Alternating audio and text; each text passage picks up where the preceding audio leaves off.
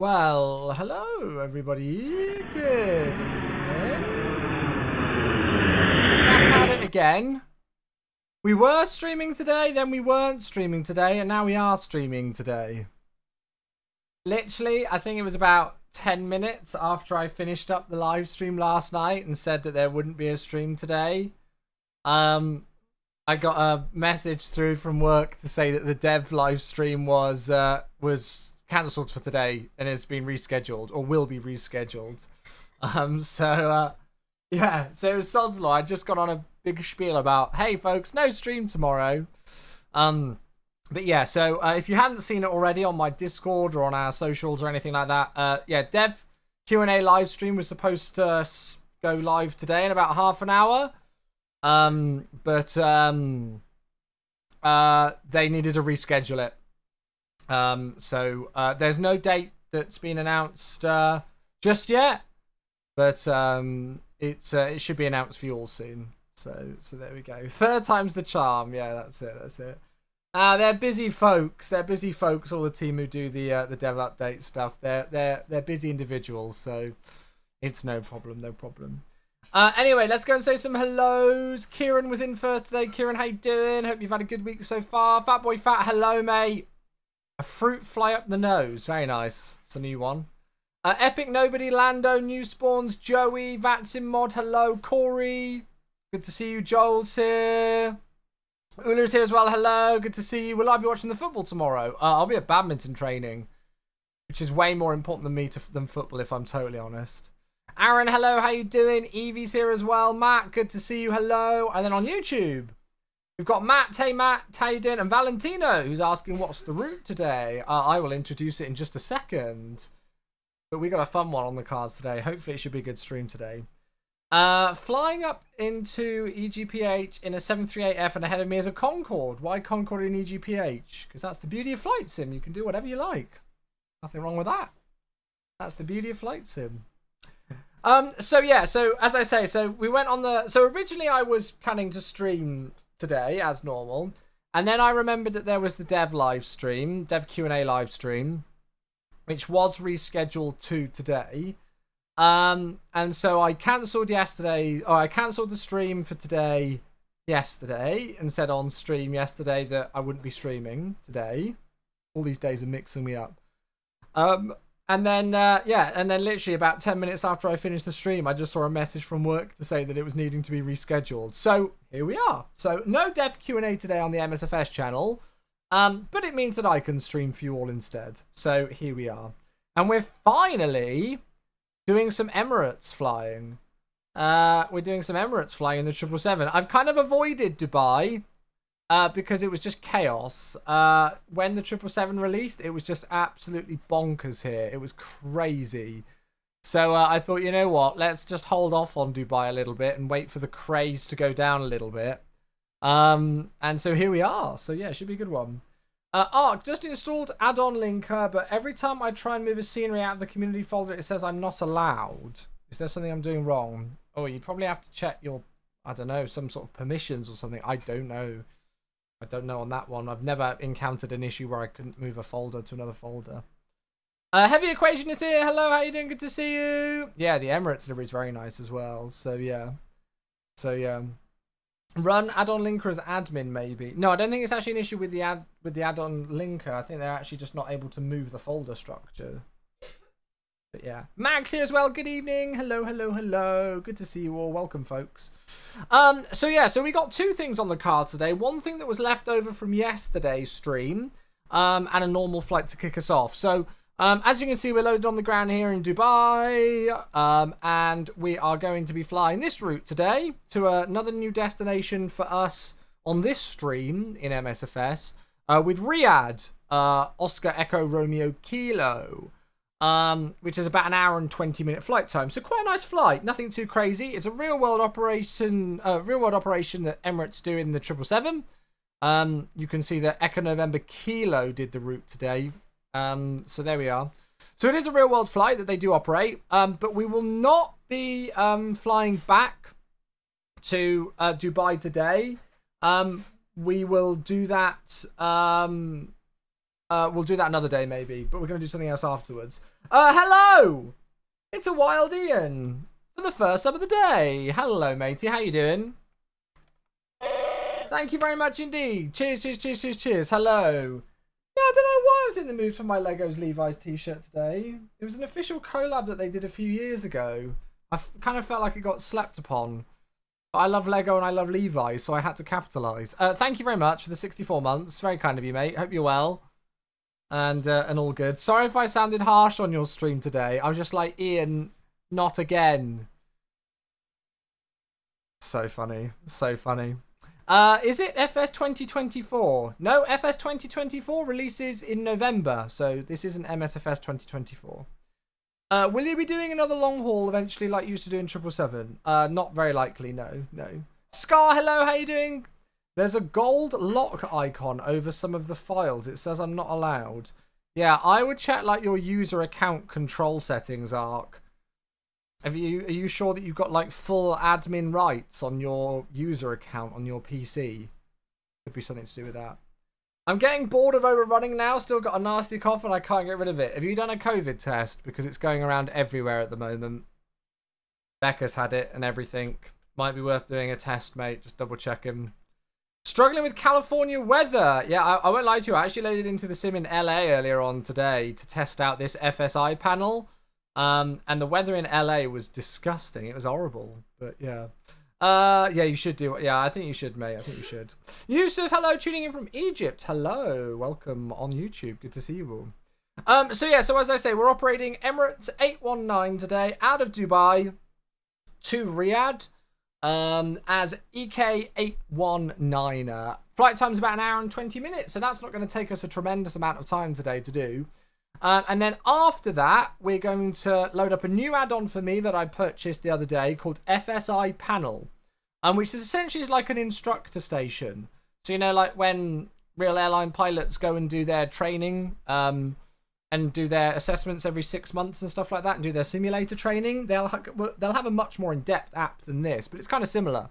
It's pretty cool. And so we can practice some approaches, try out some different scenarios with it, do some failures and things, and it's really, really, really good fun. We were going to do it on yesterday's stream, but I just got a bit tired, so we left it for another day, and, well, today is that day. So, yeah, Dubai to Riyadh, 1 hour, 20-minute flight, 777 flight, and then we're going to do some FSiPanel scenarios, which should be good fun. Hopefully it'll be a good laugh, it'll be interesting for you, maybe we'll learn some stuff. Sceneries for today, great question from Met. So, scenery, obviously the Dubai scenery is provided by InnyBuilds. You folks know that by now, and we've also got the cityscape installed. Not that we're going to see much of it with what the weather looks like today in Dubai. And then the scenery for Riyadh is freeware that's available on flightsim.to. Yeah, I had a look earlier on and typed in the IKO and just saw that the best option was some freeware scenery. So yeah, so I've actually flown to Riyadh before in the SimFest sim, but I've just not done it in MSFS on my own stream. In MSFS. So, should be a nice one to do today. Sherwin's here. Hello, mate. How you doing? Lilo's here. Kieran's here. Hello, hello. I love FSiPanel. Yeah, honestly, it looks really good. I'm really excited to give it a try. I've already tried it, but, you know, to show it on stream. So that's that. Right. Let's get going. Let's get in the sim. Let's get in the sim. Let's get in the sim. Let's do this thing. Somehow I managed to time that perfectly with the end of the music. Thank you again to Kenko for the sub to get us started for the day. Very kind of you. Appreciate that, mate. Oh, is the song command... Why? I don't get why the song command isn't working when I know that the app is like all up and running. This Songify app is increasingly becoming more and more shit. For lack of a better phrase. Excuse the language, but it just is. I don't like apps that I can't trust. And at the moment, I can't trust this Songify app. But it's the best thing we've got to be able to do Spotify song requests. So, yeah. Anyway. That song, though, that previous song, was online by TWRP, apparently. There you go. That was that song. There you go. You can see it's just on there. Cool. Right. Let's get cracking. Husky's here as well on YouTube. Hello, Husky. How you doing? FSiPanel is used for setting up quick approaches. Yeah, so... You can do quick approaches, you can do failures, you can practice like rejected takeoffs. You can do things like in all sorts of things. It's not just to practice a visual approach. There's all sorts of stuff you can do on it. So we'll give it a try. Right. So as I say, here we are. We're down on the ground in Dubai. I build scenery, and well, the weather it's a bit rubbish in Dubai today. Oh, hello there. That's a very loud plane. Oh, hello there. It's a 777 pushing back. So we're down on the ground in Alpha 6 Echo November Alpha today. This is the Emirates livery that's got like the most downloads on FlightSim.to. Looks like a really popular one. Yeah, and we're on these Alpha stands today, which is where the real life flight left from earlier this morning. Ryanair cabin crew, thank you for your follow. There's a few others as well. Guru, Trucker Matt, Captain Jonah, and Sixfly. Thank you so much for those follows to get us started as well. That's a nice amount of follows to get going. Who on TO makes the OERK? I'll just find it for you, shall I? Let's have a look. OERK MSFS. This is literally how I do it. There we go. It's the first option. If I ever want to find what scenery is available for an airport, that's literally how I do it. I'll share it on Twitch as well. So this is the link to the OERK scenery that I'm using. You don't need to get any like external thingy-majiggies, libraries, and there is a GSX profile I think as well. So, which I can't remember if I installed or not. I think I did. So yeah, but it's all right. I mean, it will certainly do the job for us today. Certainly do the job for us. Joey's here as well. Hello. And yeah, Capitano, I hope you're well. Good to see you. Good to see you. We've got Tower online, but that's about it. So at least we've got a bit of ATC, which is nice. So let's go and get things started and go and get things set up, shall we? If I'm going to have a look, is this? I think this livery's got like a really nice interior, doesn't it? Ooh, let's go and have a little bit of a wander. Here we go. Look at this. I mean, that's like the BA club seat. Is this actually what it's like in Emirates? But I like that they've included the cabin. Very nice. You're on Bravo 16. Nice. It's very interesting how far back business class goes in the PMDG 777, and then there's like 3 rows of premium economy. And that's it. I have to say the premium economy seats don't light me on fire with excitement from just this, but yeah. And what in the world are those seating designs? They're very interesting for the economy, but there we go. So it comes with a cabin pack, which people seem to go crazy about. I'm going to go and shoot myself back in the flight deck though, because it's much easier to do it like that. And then yeah, let's go and get things going. So we'll go and get like weights and balance and stuff rocking and rolling first, just to get GSX started, and then we're going to have a look at the flight plan. I agree. Hide from the passenger. Yeah, that's it. Shut them away. Shut them away. Matt Lee is here. Hello, Matt. How you doing? Good to see you. Welcome, welcome, welcome, buddy. Yeah, let's go and do weight and balance first, I think. Let's go and do that. So, actually, what I'll do is I'm just going to get the ADR user line, just so then that I can do that straight away. So we'll go and request the data from SimBrief, and we'll thank Hoodie for the follow. Thanks for these follows, folks, to get us started. Very kind of you. Here we go. Emirates 819. So that's definitely the correct flight plan. And then I'm just going to load GSX in via here. So we'll worry about that in a moment. What we'll do is we'll go and do a route request here first. So OMDB to OERK. Set the payload, set the fuel as well, and then we'll go and call GSX for boarding. If when GSX loads packs into the 777 seats, I wonder if it will kill frame rates. Well, the way that they do it with the Phoenix is that as soon as you close the door, passengers disappear. So I imagine that's how they'll do it in PMDG. They do it as well. Right, with GSX doing its thing, we can also put the seatbelt signs on because the fuel's on, but I just kind of like to get that going and get that set up and everything. And then we also need to go and open the doors, don't we? I forget in this thing. So ground operations, door management. We'll go and disarm all the doors, and then we'll go and open some of these. What if you close the door while you're in the cabin? No idea. No idea. Not a clue, I'll be honest with you. Right, good. So whilst that kind of gets itself set up and gets itself rocking and rolling, let's go and have a peek at today's flight plan.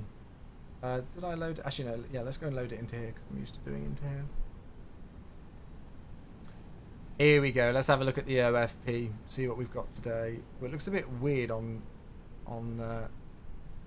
SimBrief. On Navigraph. Tell you what, I don't like how it looks on there. I'm going to look at it on the web page. It looks a lot better on the web page. Let's go and have a look. View the PDF. Here we go. It's a bit better. So we got it in the format that Emirates used today. So we are EK819 from Dubai to Riyadh today on the 9th of July. I did set our departure time as about 45 minutes from now. Shouldn't take us that long. 777-300ER today. I don't know if it's got our reg anywhere, but that's fine. And we're Emirates 819 as well. Oh, go away, silly thing. So we're expecting 30 right for departure out via Senpa. And then we're expecting a 33... I think it's actually a 33 left arrival, but we're in via Etbas today for Riyadh. Flight time's expecting only an hour and 18 minutes. That's going to use about just shy of 10 tons of fuel for this one. So nothing too crazy. And then we've actually got a little bit extra. So it's got our takeoff fuel there at 18,330. I don't know if it's got our total block, but we're taking 19 tons. So we've got a little bit extra on top of that. I've gone with a cost index of 36. I've got no idea what they use in Emirates. I remember that's what they used to use. Whether they still use it, I don't know. Cruising flight level 380 today, which is absolutely fine. You can see we got a little bit of a tailwind, actually. Plus 18. So that's absolutely fine. We've got an estimated zero fuel weight, pretty much smack bang on 200 today. Estimated takeoff weight 218, which is very light for a 777-300ER, and landing weight 2086. So all three of those well within our limits today for our maximums. No problems there. Go and have a look at the maps and things, but I don't think there's going to be anything. We could go and have a look at the weather, I guess. That's just crew alert stuff. So there's our routing that we're going to take. Heading straight out to the west. And around a little bit. I don't know if we've got anything on the SIG WX today. Yeah, weather's alright. Not really a tremendous amount going on, I don't think. What altitude's this? That's flight level 300. We're going a bit higher than that. Yeah, so there you go. So it looks like we might have a bit of a tailwind. Artemis, hey, thank you for the 16 months. Hello, mate. Second sub of the day. Hello.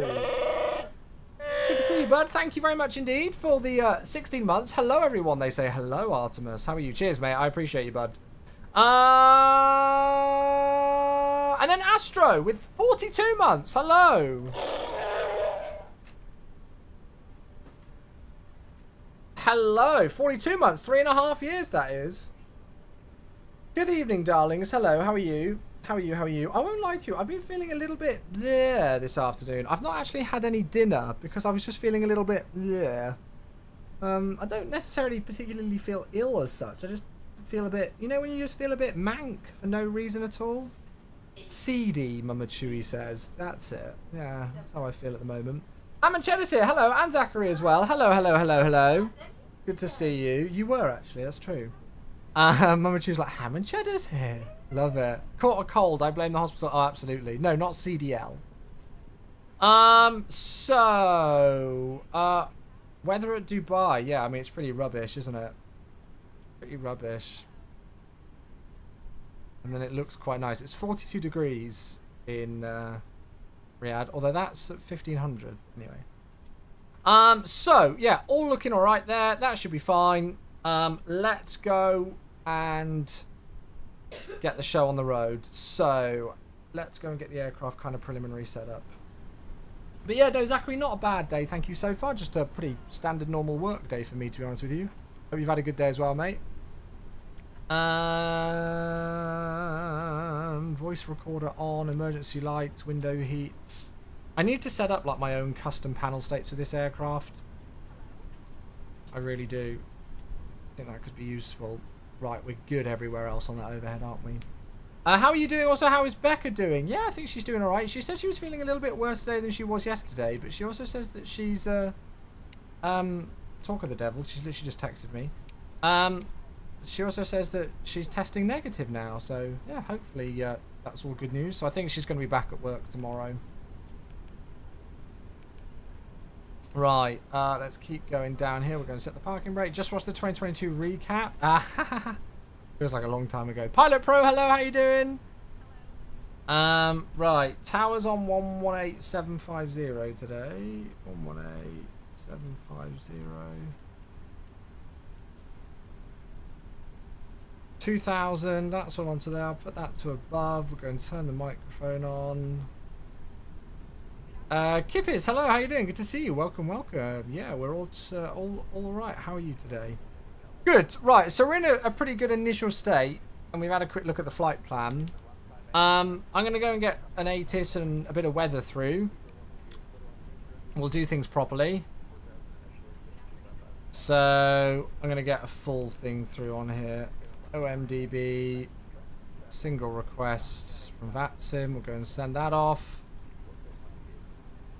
Make sure that's sent, and then we'll also go and get an ATIS request. We might be able to go and get a PDC through here, actually. OMDB, and we'll go and send an ATIS request. Weather's been miserable. I know, it is here in Oxford. It's just horrible raininess, just yucky. Not very nice at all, right? Okay, cool. So we'll leave it on this page for the moment because we'll get any messages, including the weather and the ATIS through. Aha, there we go. New messages. So here it is. It's actually already arrived. So we've got, that's the TAF. Here's the weather at the moment. So this was issued at 1600 Zulu. So that was actually quite a while ago. But it's saying 030 degrees 9 knots. Variable from 360 to 070. 9,000 meters viz. No significant cloud. Temperature 42, dew point 24, and the QNH is 9 and 9 are 7 today. Let's go and have a look and see what the ATIS says. So it's departure information Sierra. Departure runway 30 right. Those are the same winds, same visibility, same temperature, same dew point, and same QNH. Cool. So advise aircraft type on first contact. Okay. So we'll press B and we'll see if the sim agrees, which it does. So very low pressure today. Very low pressure. Obviously quite hot. So it's information Sierra. Let's go and I'll just cancel that TAF message as well. So let's see if we can do a departure clearance request. They might take this, they might not. So we are UAE 819. Departure OMDB. ATIS is Sierra. Destination is OERK. Gate, we're on Alpha 8 today.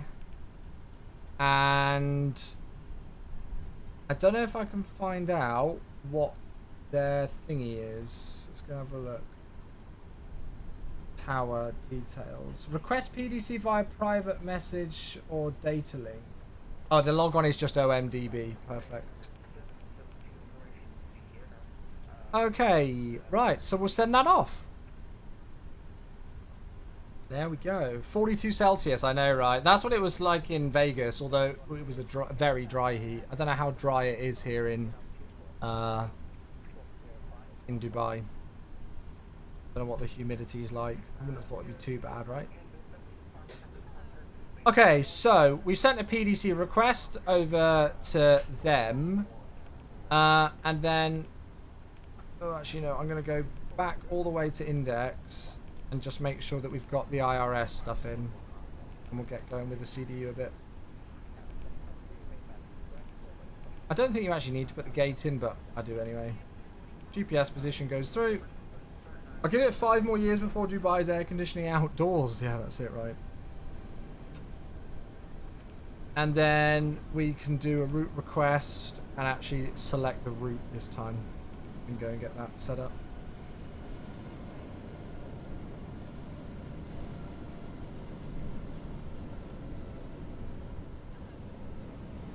Right.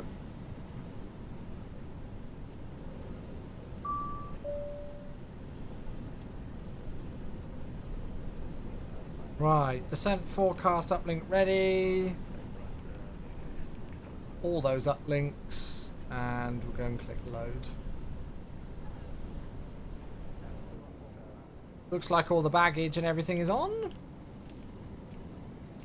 Shouldn't be a very long taxi for us. You can see that company 777 just over there about to line up on 30 right, so it should be quite a short taxi. Oh, the weather into Schiphol the other day when we were there was horrible, so yeah. Right, have we had anything through yet? I hate that the sound is so loud in this aircraft, they've not fixed it. That sounds like boarding's complete. Okay, so it's going to be 30 right for departure. We'll activate and execute the route, even though I've not officially checked it through. I know we'll be fine with it. And we're out via Senpa. So the only option is going to be the Senpa 2 Foxtrot today for 30 right. And then arriving 33 right, it's an ETBAS 1 Alpha and an ILS 33 left today. We'll just leave it like that for the moment. What NVIDIA drivers am I on? Oh, I'll be honest with you, I've got no idea. They're not the latest ones. I can't remember, to be honest with you. Let's go and see if this controller's got my clearance, because we've not got anything through. 7509 Dubai Tower, runway 30 left, fake 85 kilo 8. Let's see. Good evening, SR88. Hello, mate. Fake kilo 8, Emirates 509. Emirates 50 negative, not clear, flat, continue approach, fake 8 kilo 8. Fake kilo 8, Emirates 509, that's where it's land. Emirates 507, taxi right, kilo, stand Foxtrot 8. 5 kilo, stand Foxtrot 8, Emirates 507. Hello, Emirates 819, stand Alpha 8 777. We did send a PDC departure request clearance, just checking to see if you got it. Emirates 819 Dubai Tower, negative. I've not received anything. You can try again maybe, but I've not received anything on my end. No problem, I'll give it another go. If not, we'll call you over voice in a moment. Right, I've just realised we've got a slat primary fail. I wonder if that's because I moved us over. But I moved, it spawned me on the runway and I moved us over. Right, let's go and give it one more go. Departure clearance request. Facing west on uniform, Emirates 772. Oh, I wonder if it could have been because it's... Should it be that? EK819 instead of UAE819. Does anybody know?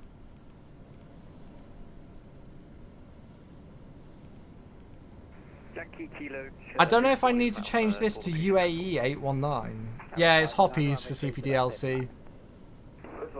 I have got it set up. Dubai Tower, Emirates 7 Echo Romeo, ready for taxi. Yeah, it's there. Emirates 7 Echo Romeo, Dubai Tower, good day. Don't need slats. Taxi.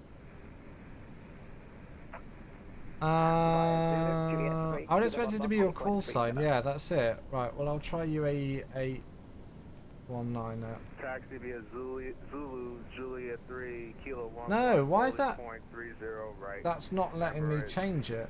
7 Echo Romeo. Holding point 30 left.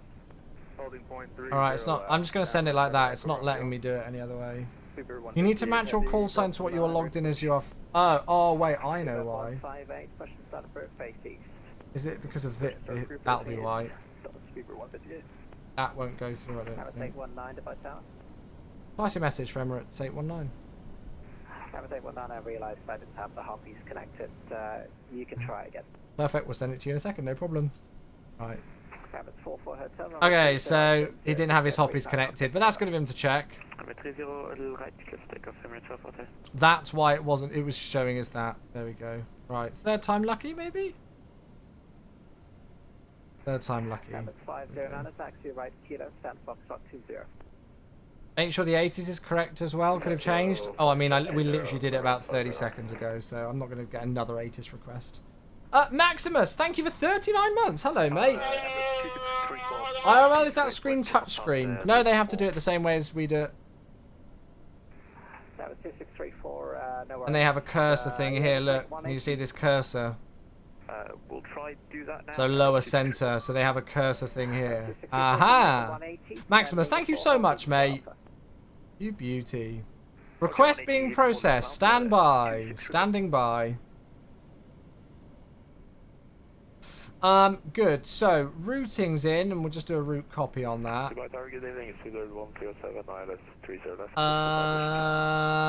What else can we do at the moment? vacate, kilo 8. Reject all of that because I want to put it in myself. So 380 today. Cost index 36. I know this is what Emirates used to use. I don't know if they do now. Reserves today are... where's our total reserves? I can add these two ups, can't I? So it's going to be 7.8, 7.9 really for our total reserves. Emirates 44 Hotel, Unicom 122 decimate, have a safe flight, bye-bye. We'll go with 7.9. I don't know if it's written anywhere else. Right, looks like we've got another new message, so we'll check that in just a moment. 0 fuel weight. That's into there, 21901, which according to our flight plan... Yeah, takeoff weight's 2184, so when we take off fuel for engine start and taxi, that looks right. I need to go through the live stream that you did with Fraser. Yeah, that's it. There's lots, isn't there?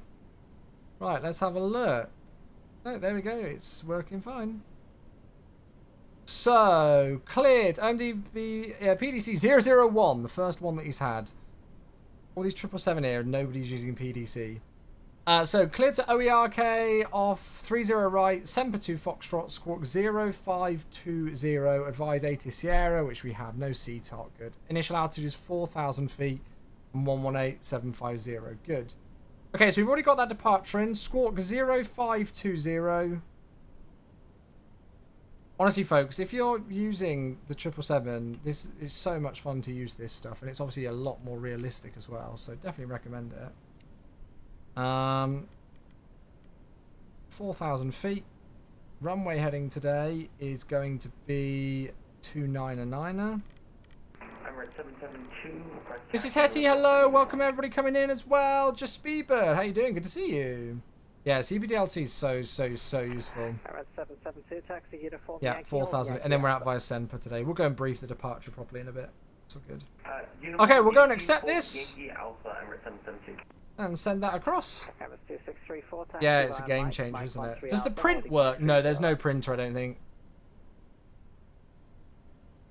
Is it FMC reserve? Where's that figure? Emirates 7 Echo Romeo, runway 3, correction, cross runway 30 left, hold short 30 right. Oh, it's there, I'm an idiot. FMC reserve. Literally below where I was looking, idiot. So, my maths was correct, 7.9, good. I'll go and turn down ATC because we don't need to speak to them for a moment. Well, we can actually go and get some performance in then, can't we? That's... Oh, we've actually got a slight change in the weather. So that's at 1700 Zulu with 909... Oh no, 997 is still correct, but that's fine. So, performance tool, Dubai, runway 30 right. Do we want to look at an intersection today? I could go and get... Well, where are we? We're on Concourse Alpha. I might get Mike 13 Alpha figures. Do we know if we can find out if that's actually going to count the runway length from there or whether it counts it from there? Booty Rooty, what a name. Thanks so much for the follow. Here we go. So... from 30 right... Mike 13 Alpha is 3954. Yep, so there we go. This is why you check these things. 3954. Flap config 5. And I'll do the weight as what we've got now, even though we're gonna lose a bit. That's all good into there. Calculate. There we go. So TO. And a selected temp of 70. Oh, that's a point. I just want to double check. In terms of our aircraft... Oh, crap. It's doing a fixed config state. Can I get rid of this? Load from another. Alpha 6. Oh, I think I might have got the slightly wrong config, but it's fine. We're just going to load that. Now, because that might have not given... Let's try this again, because that might have not given us a thingy. D rate. Although, actually, I don't know. I don't know if they do it the same. I don't know if anything's actually changed with that.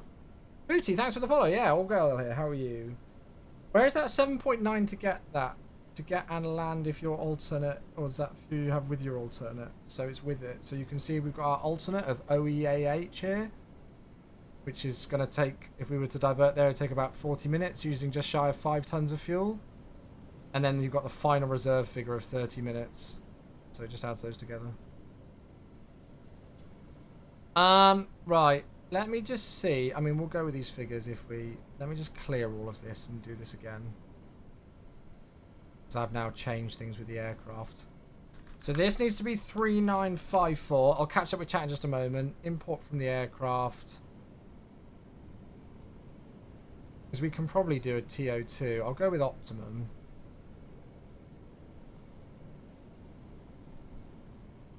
Oh, it's still going to give us that, actually. Hey, Honda Jet, how you doing?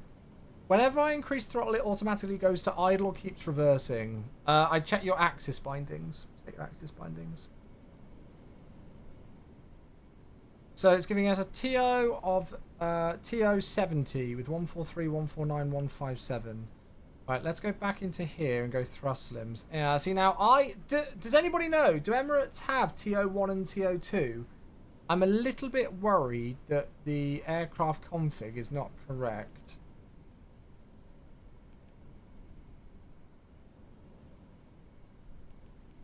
Hopefully it is.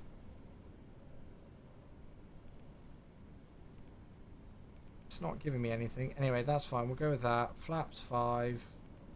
And then it's 143, 149, and 157. 143, 149, 157. They do have that. Let me just see if I've got the correct thing. EK does not have TO rates on older models. Ah, they don't. Wait, Emirates only have TO. Okay, so it is correct. Okay, good. It's just that this... Oh, I see that... Actually, no, I know that it's changed to another one now because we've got rid of the analog clock there, so it's correct. Good. Right. That's fine there. Let's then go and do some wind data loads.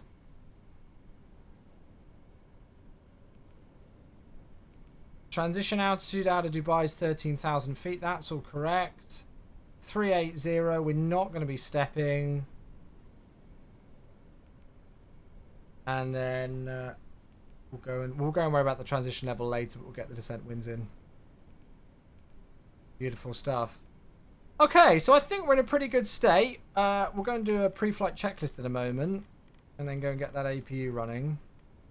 Let's just get the MCP kind of set up. So 157 into there. We'll get some flight directors turned on. We'll arm LNAV. We'll arm VNAV. We'll go and get the order brake set.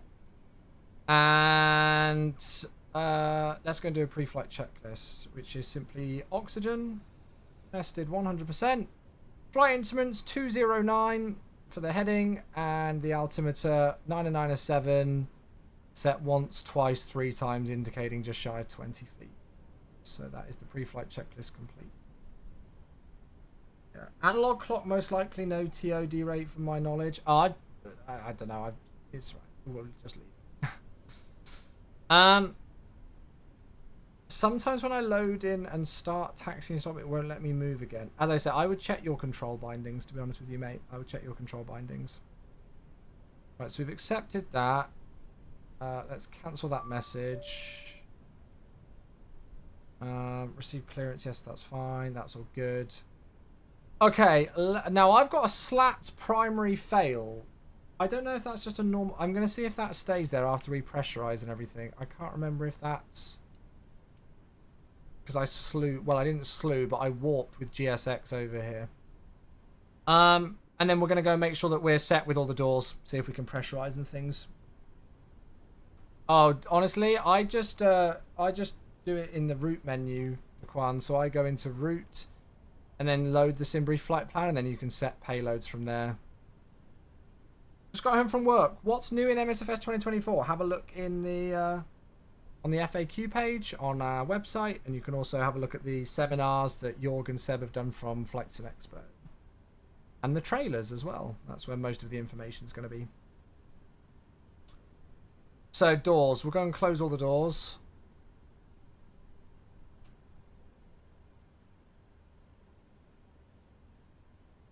APU should be coming online. We can check that on the stat page. I'm going to set some trim now as well. What's going on there? Why is that not doing anything? Oh, actually, no, I can't do that because I'm not pressurized, idiot. Idiota. Cool, and we'll go and double check that. So, all doors are closed. So, we're going to go and ask the ground crew if we can pressurize in a moment. We'll just go and get GSX set up first.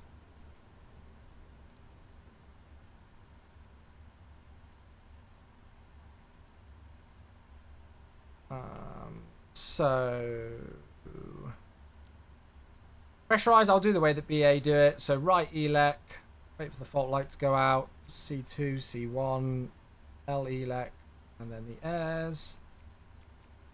We won't have any fuel in the center. Beacon light on. Hello, Captain. We are ready for... Ah, yeah, look, see that slat's primary failed's gone now, so that's all good. We're going to set this to transponder. That's on above. We can go and set the trim. Down there. And then we can go to ground connections. We'll make sure that the parking brake is set and the APU is running. And then we can remove everything from there and we'll go and ask the ground crew to go and arm all doors. Okay, so before start checklist, flight deck door, closed and locked, MCP, V2157, heading 299er, altitude 4,000 feet, takeoff speeds 143 V1, 149er, one for VR, and 157 for the V2. CDU pre-flight's complete, trim, we've just checked, 4.75, 0, and 0. Taxi and takeoff briefing. We've not done that. So let's have a quick looky. So we're here on Alpha 8, which is, of course, on Concourse Alpha. So we're going to push back, nose facing to the east, southeast, so nose left. And then I'll honestly imagine we'll be crossing 30 left at Kilo 10. Nose... Actually, we'll wait for GSX to give us that. We'll wait for ATC to give us that. So it should normally be Kilo 10, cross 30 left to hold Mike 13 Alpha, 30 right. We could have a change of that though, Kilo 11 or Kilo 12. We've got figures for 13 Alpha, so absolutely fine with whatever we get here. Departure itself, we're out on the Semper 1 Alpha, so it's straight out to Delta Bravo 570, minimum speed 180 knots. Left-hand turn to 582, min 190, then 583, min 220. And then we've got a couple of waypoints here to Semper.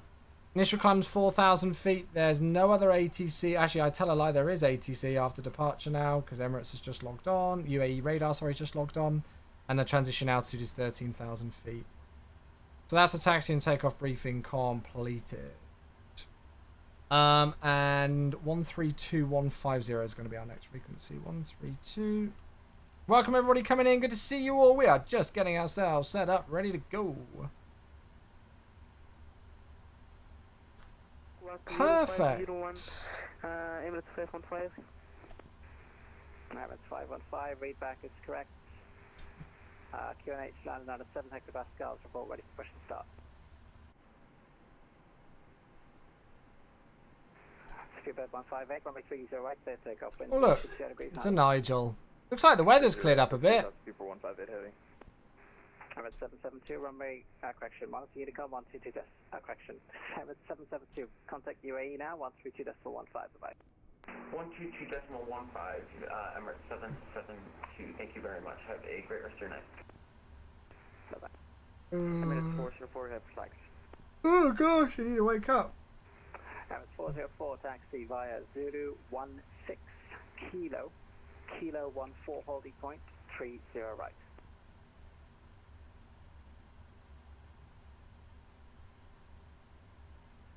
See you again after Kilo 1 for Emirates 404. Emirates 404, Zulu 16 Kilo, Kilo 14, hold short 30 left. Roger, Zulu 16 Kilo, Kilo 1 short of 30 left Emirates 404. Emirates 404, Kilo 14, Kilo 14. Copy that. Kilo 14 and short of 30 left. Emirates 404. Oh, hello, Emirates 819 with PDC, information Sierra, request push and start, stand Alpha 8. Emirates 819, give way to the company 777, taxi behind you. Push and start as approved, face east on Zulu. Okay, we'll give way to the company 777 on Zulu, and then after him, push and start approved, facing to the east on Zulu, Emirates 819 now. Right, so we'll click continue pushback. Nose left, southeast on taxiway Zulu. Cool. 3215. So we need to give way to the company triple. There they are. And then we're good to go. There's a Wild Becca. Hello there. Emirates 706, confirm good land. Emirates 706. Oh, I'm inside the terminal. Runway 30 left, wind 60 degrees, and a knot. You are now clear to land. Didn't realise you were streaming. No worries. Sit land 30 left and vacate Kilo 8 Emirates. Okay, looks like they're out the way. Release parking brakes, please. I'll just double check it, make sure. Yeah, they're out the way now. So they're clear, which means we can go. Commencing push. Parking brakes released. Clear. Start at will. Let's go. Nice massive lag spike, which is, I think, Valanta doing an autosave.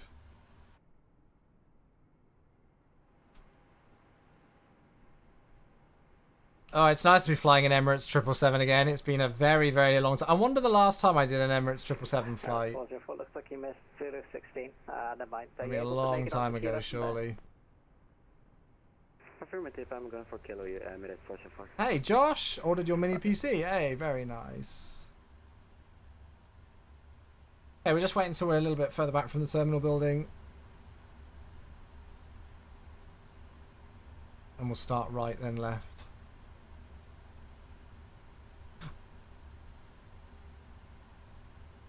I've not installed the FT Sim sound pack, by the way, folks. I saw some comments online that it still needed some work, so I've not installed it yet.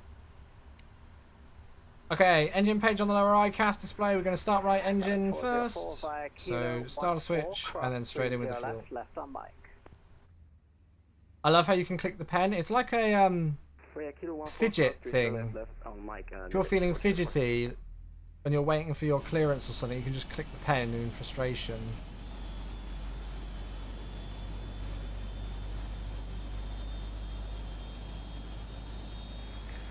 Emirates 706, taxi.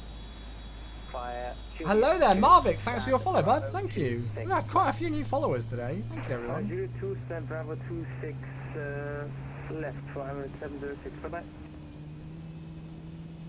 Emirates 2891 ready for taxi. How come right engine first? Why not? Emirates 2891 taxi. Juliet 3. Hold Juliet 3 Alpha. Who do you rate in the football tonight? Oh, I don't know. I think France. Actually, no. No, they're facing Spain, aren't they? Oh, I reckon. Oh, I don't know, actually. I don't know. Maybe Spain. Sorry, say again for Emirates 404. Mike. I'm a little bit worried that I've got these faults. Hydraulic pressure demand faults. Mike 14 Alpha holding point 30 right. Okay, starting left engine. We'll see if they disappear. Because it should just read engine shutdown. Please set parking brakes.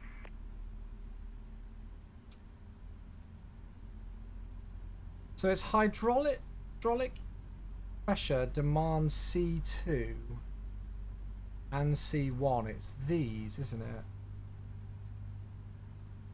Actually, it's the demand. Those are the ELEC pumps. Emirates 515 ready for pushback and setup.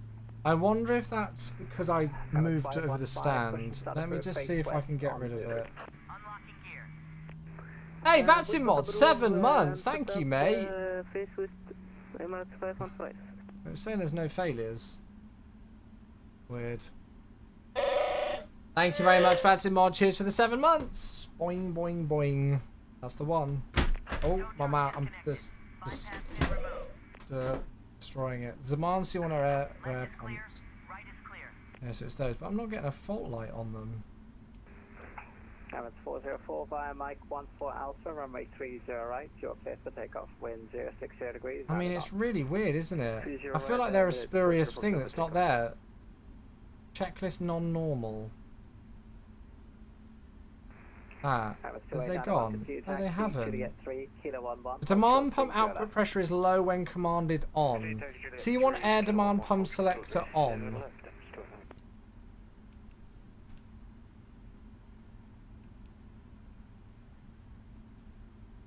Ah, okay, it might literally just be a case of putting them to the on position. So, it stays shown no. Although for C2 it's not doing anything. This is a bit annoying. What scenery is this? This is the INI build scenery. Right, checklist complete.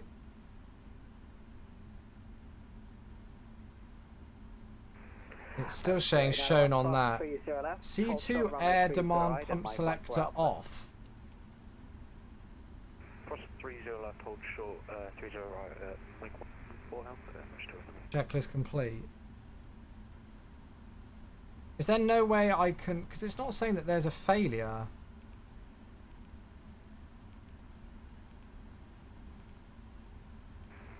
Emirates 2891, line up and wait, runway 30 right.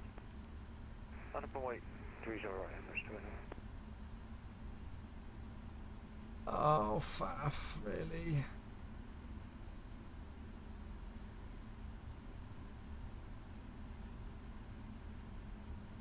I'm just going to do all of this stuff. And then turn that back to auto and see. I don't really know what to do.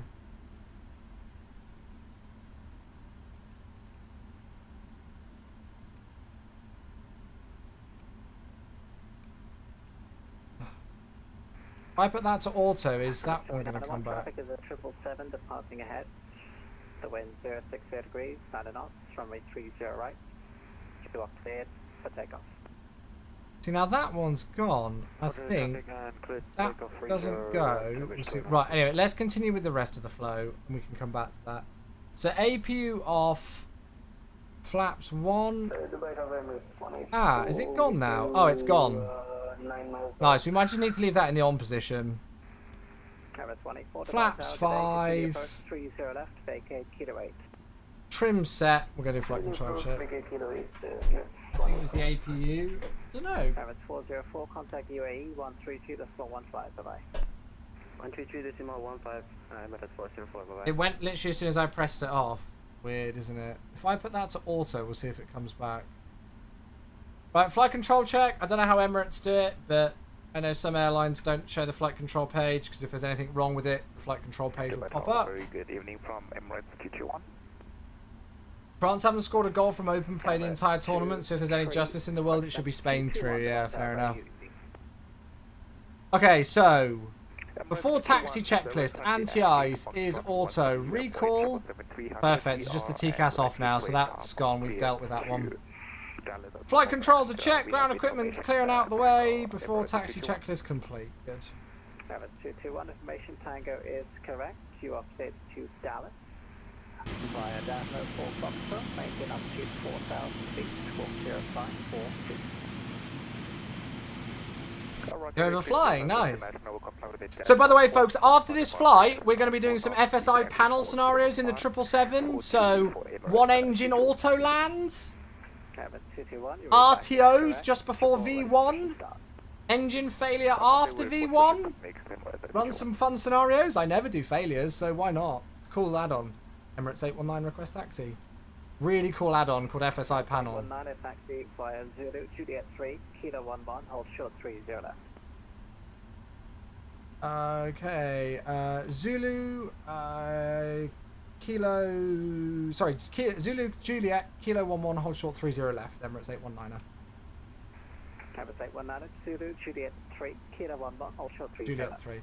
Thanks very much. Zulu, Juliet 3, Kilo 11, short of 30 left, Emirates 819er. Emirates 184, runway 30 left, dead land with 060. If I just double check that, So Juliet 3 is here. Yeah, good. Okay, cool. So, parking brake release, taxi light on. Let's go. Try some flap failure. Yeah, I've never actually done flap failure, so I wouldn't really know how to deal with them normally. Bye A380. Hopefully we'll be able to fly you one day. More dweller, honestly, no. I just don't have the yoke in position as much as I used to. So I'm using a different clamp now, which I can move out the way and things. And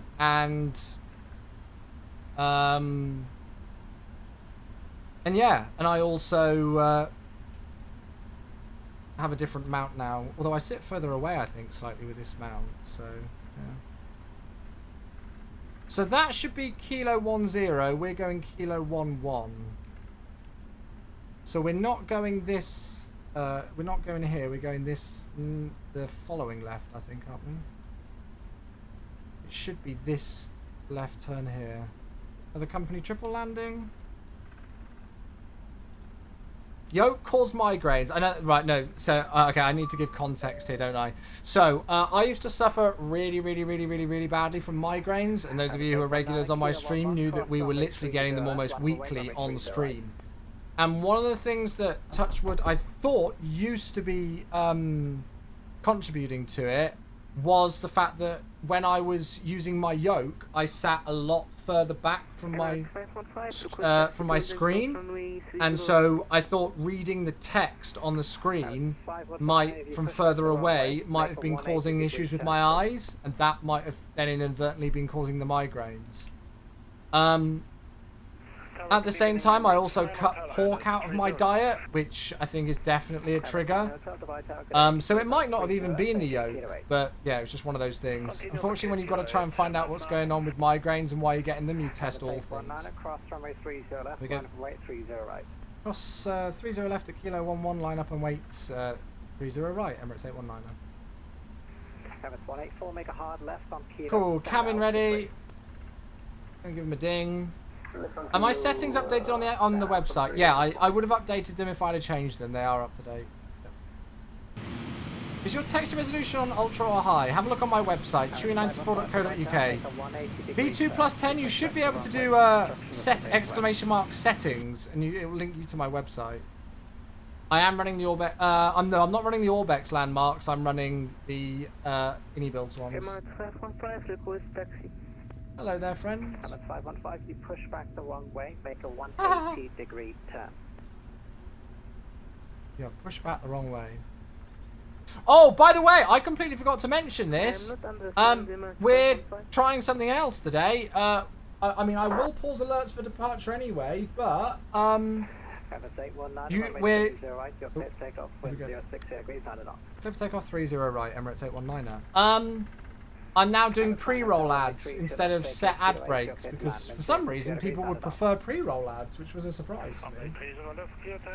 So I don't need to pause ads on takeoff or landing anymore. Do they actually fly a 777 route to Riyadh? It's Emirates, mate. They operate this thing on hour rotations that the flights are only an hour. So yeah, absolutely they fly to Riyadh, yeah.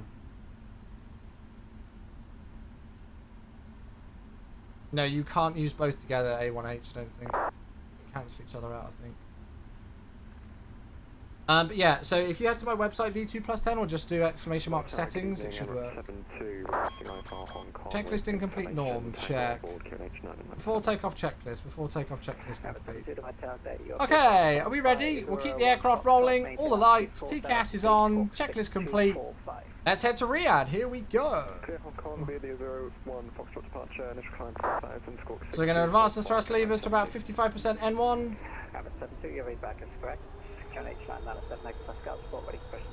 Thrust set. Take off.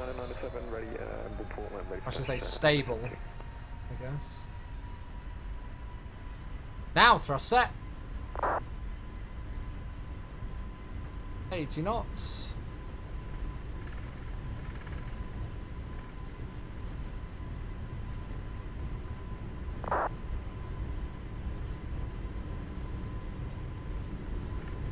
V1. Rotate.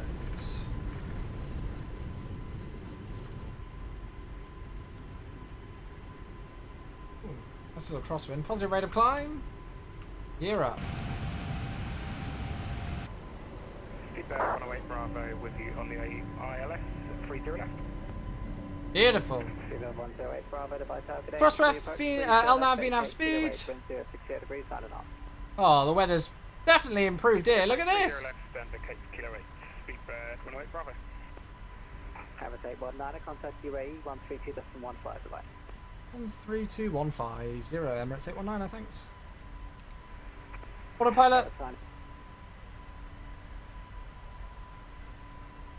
UAE radar, good evening. Emirates 819 are climbing through 1,900. Send per 1 Foxtrot departure.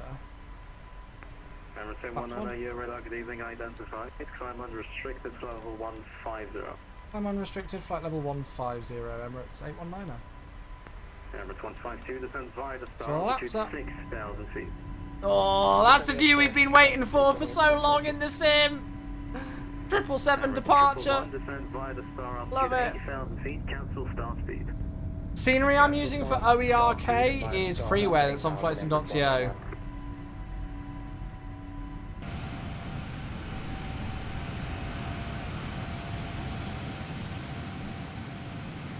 There she is, finally! What a view!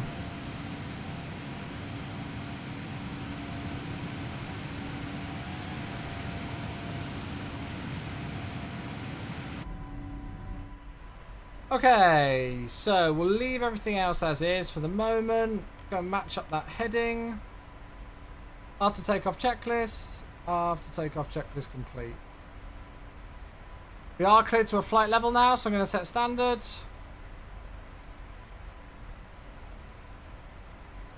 And then we're on our way.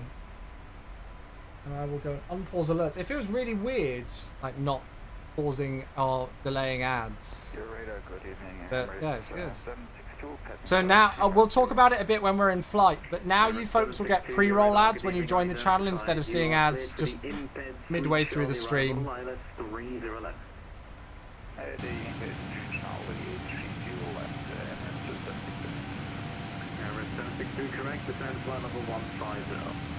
I'm not using the FT Sim sound pack, no, I'm not. That's so cool with the Burj Khalifa there, that looks awesome. Stand unrestricted 2,000 feet, Emirates 152. 158, Bahrain is offline, radar service terminated, Unicom 1228, good evening. 128, have a good one. Super 158 heavy. Qatar 1014, descend via the star, altitude 6,000 feet. Okay, looking good. 6,000 flight per We'll keep ourselves where we are for the moment. Emirates 819, climb now, flight level 380. I'm flight level 380, Emirates 819. 380 is checked! Good.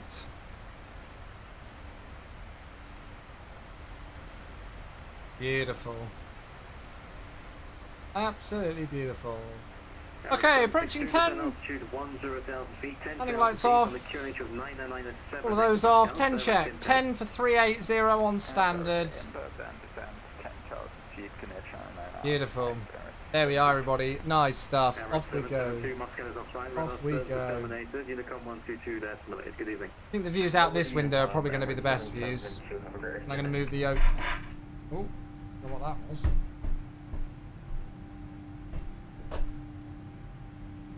Let me hit my fan or something, that sound.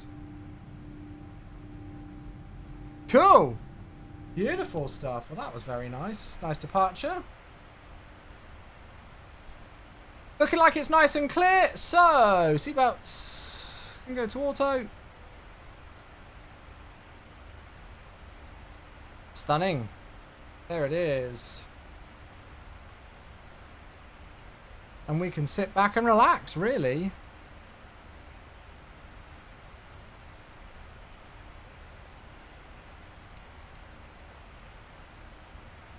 So flight time today, estimating to be about 1 hour and 20 minutes. So, I mean, 1 hour and 15 minutes from now we should be landing. So that's going to be about 19:15 Zulu. I'm going to say for our landing. And then, yeah, we're not finishing there. So we are just going to do one full flight today. However, as already mentioned, I've got a new add-on, which I'm sure some of you will have already heard about and maybe even used. But it's called FSiPanel. And it's basically like an instructor station. So you can practice approaches, you can practice emergency scenarios, you can set yourself up in various positions to, you know, do all sorts of things. So I thought we could, yeah, maybe try some, you know, like engine failure procedures, rejected takeoffs, engine fires and those kind of things. Now, I'm not saying that my, you know, the way that I operate the aircraft is going to be perfect. I very, very, very rarely do failures and things. You know, practice auto lands and those kind, and just have a bit of fun with it, just something different. It looks really good fun, and it's got full integration with the PMDG 777. So yeah, so we'll give that a go once we land into Riyadh. Why the switch to no mid-roll? So actually, this was drawn out of a discussion earlier on. So I was watching Mr. London Controller. I was watching Jamie's stream earlier on. And I clicked on his channel, and he was, and somebody was moaning about getting ads on his channel. And he said, well, I deliberately choose it so that you get pre-roll ads. I don't ever run any ads on my channel, so that they don't interrupt anything on the stream. And there are ways around, you know, receiving ads, like subscribing and those kind of things.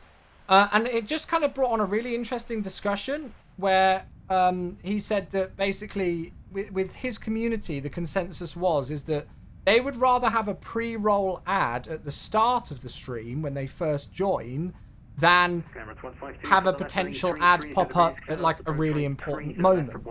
Which actually made, yeah, or Twitch Turbo, which is what I use, so I don't get ads anywhere on any of my devices. And I thought it was a really interesting discussion because I remember when I used to, when pre-roll ads first came around, there was a huge consensus, or you know, in a lot of different streams and a lot of different places that everybody hated pre-roll ads. They were annoying. You know, you would want to click on a stream and be able to watch that stream straight away without then having to wait potentially another minute and a half to even watch the content. So I've always kind of been under that same assumption that, you know, people would rather have a random ad placed in the stream. And obviously I used to always make sure that I would pause my ads on takeoff and landing anyway, so you shouldn't get them on takeoff and landing regardless. I always thought that people would rather have that than instantly come into my live stream and be met with an ad straight away and have to sit there for 30 seconds to 90 seconds watching an ad.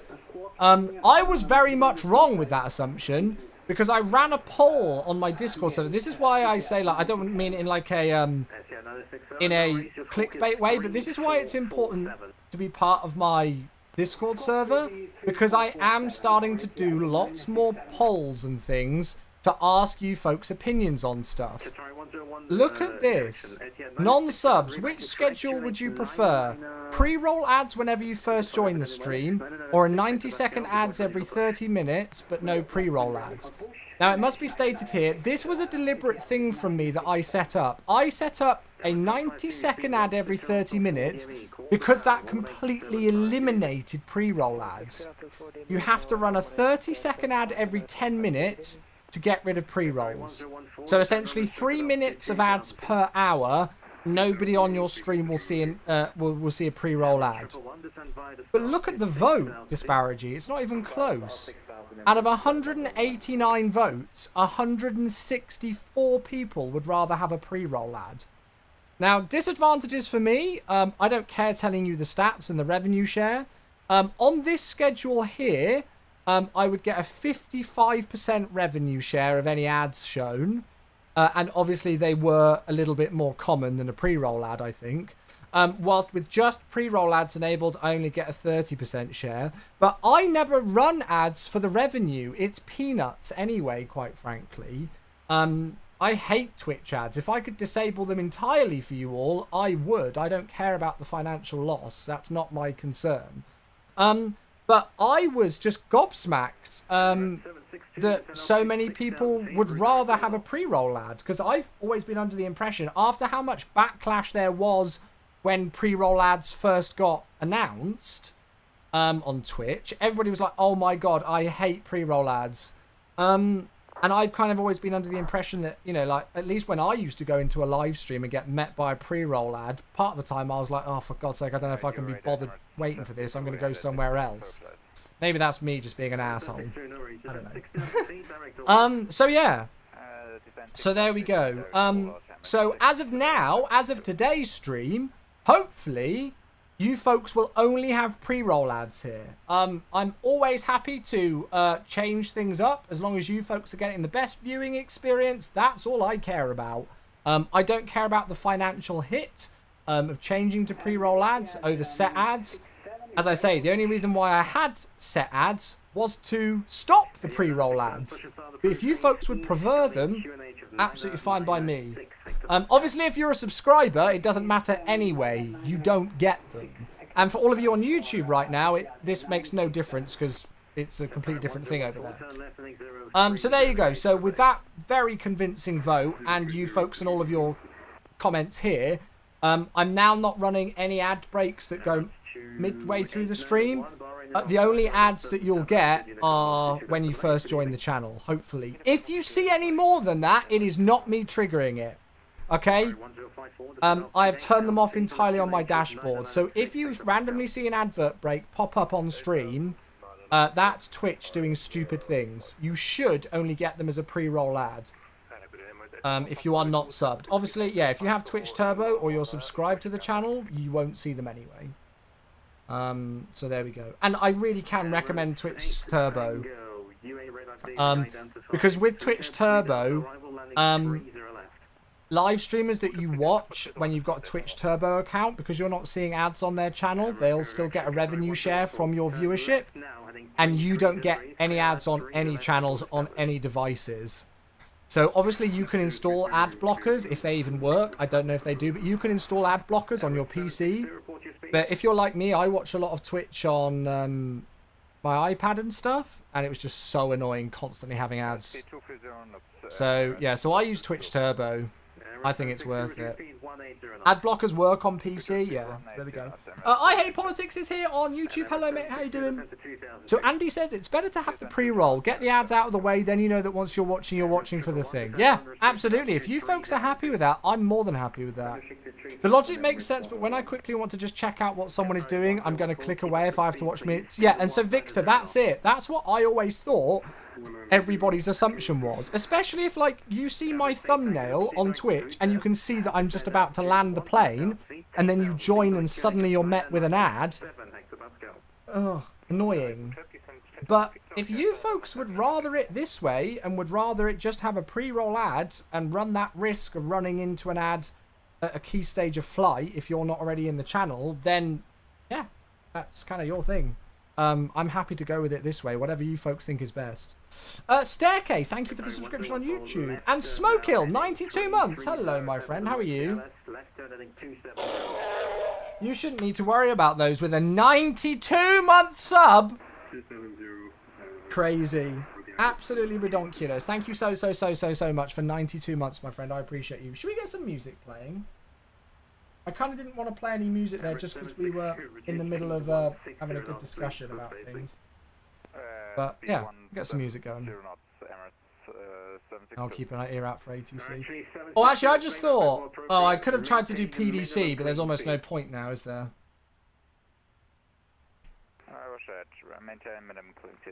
Shall I see if we can log on quickly?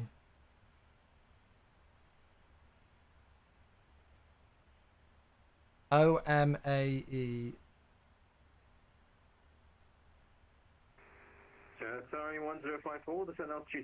Pre-roll is probably better for regular viewers who are going to stick around for hours. Having the ads out of the way is nice then. If you're checking up on someone or looking at a new channel random, ads are preferable. Yeah. I don't think we're going to be able to please everybody. However, I mean, that vote on my Discord you saw was pretty wild with people who preferred pre-rolls. The other thing to factor as well, folks, is that, you know, there are ways around ads on Twitch, and that's not me, you know, trying to, you know, sell out and just saying, hey, just all subscribe to me, give me the money. No, that's not what I'm saying. You can subscribe, you can get Twitch Turbo. If you're on desktop, if you're on PC, there are ad blockers that still work on Twitch. And don't forget that I'm also streaming on YouTube. 1, reduce speed 180. So, you know, I think you should be able to have, you know, some luck with YouTube as well. 369. And it's much easier on YouTube to scroll back. So if you do miss something, you know, on Twitch, if you miss a key moment, you have to find the VOD and then watch it back. Whilst on YouTube, you just drag the timeline back. So I think we're going to hit a happy medium to please as many people as possible. Sam was here as well. Sam, hopefully you're still here. I did see your comment. Hello, mate. I'm returning to work out what to do with these new ads function without ruining it for everybody. Yes. Sam, honestly, it's so lovely to see you streaming again. It really is. I saw you go live the other day with your like LaGuardia boss and stuff. I am lurking away in your streams sometimes. I know I should come and say hello, but it's just lovely to see you streaming again, mate. It really is. Oh, talking about subs, it's Ham and Cheddar gifting a sub. Hey, thank you, mate. Ham and Cheddar, the one and only. Oh my god, I'm zooming out in the sim. That's very annoying. Gifting a sub to Corey. Thank you very much, mate. Right. ATC is established. Good. Thank you very much for the 36th gifted sub. There we go. If everyone gifted a sub right now, she will have money for a guac. Then say, what? I've never had a Chipotle. Is this the Get Chewy to go to Chipotle for the first time fund? Thank you, mate. Hey, Ollie, how you doing? FSiPanel is essentially, it's like an instructor station. So you can position yourself on approaches to practice approaches. You can, it works with loads of aircraft and has integration with them, so you can arm failures. It's got all sorts. It's really good. So we're going to do that after this. Sam says Chipotle for the win. Now, Sam, thank you for the sub, by the way, my friend. Sam, I know that you love Chick-fil-A. Which is better, Chipotle or Chick-fil-A? Because I'm a huge Chick-fil-A fan. So if you say Chipotle's better, then it must be very good. Are there any free ad blockers? Don't know, mate. No idea. I use the paid options like YouTube Premium and Twitch Turbo, so I don't get ads on any of them. Chick-fil-A for the definite win. Okay, cool. Just so I know like where to scale things, right? Yeah. Apparently Chipotle in the UK is miles better than in the US. Yeah, but it's also super rare here in the UK, isn't it? I wouldn't even have a clue where my nearest one is. Honestly, my biggest problem with Twitch is the stream title not disappearing on Apple TV. Oh, God, that's feral. Why does it do that? Feral. Thank you again for these subs, everybody. Thank you, folks. Very much appreciated. Chipotle isn't in the same universe as Chick-fil-A. I don't know why, but I always feel like those kind of places like Chipotle are not dodgy, but like, I don't know. I can't trust Taco Bell and those kind of places. There's just something about them that terrifies me, and I'm scared I'm going to destroy my digestive system with them.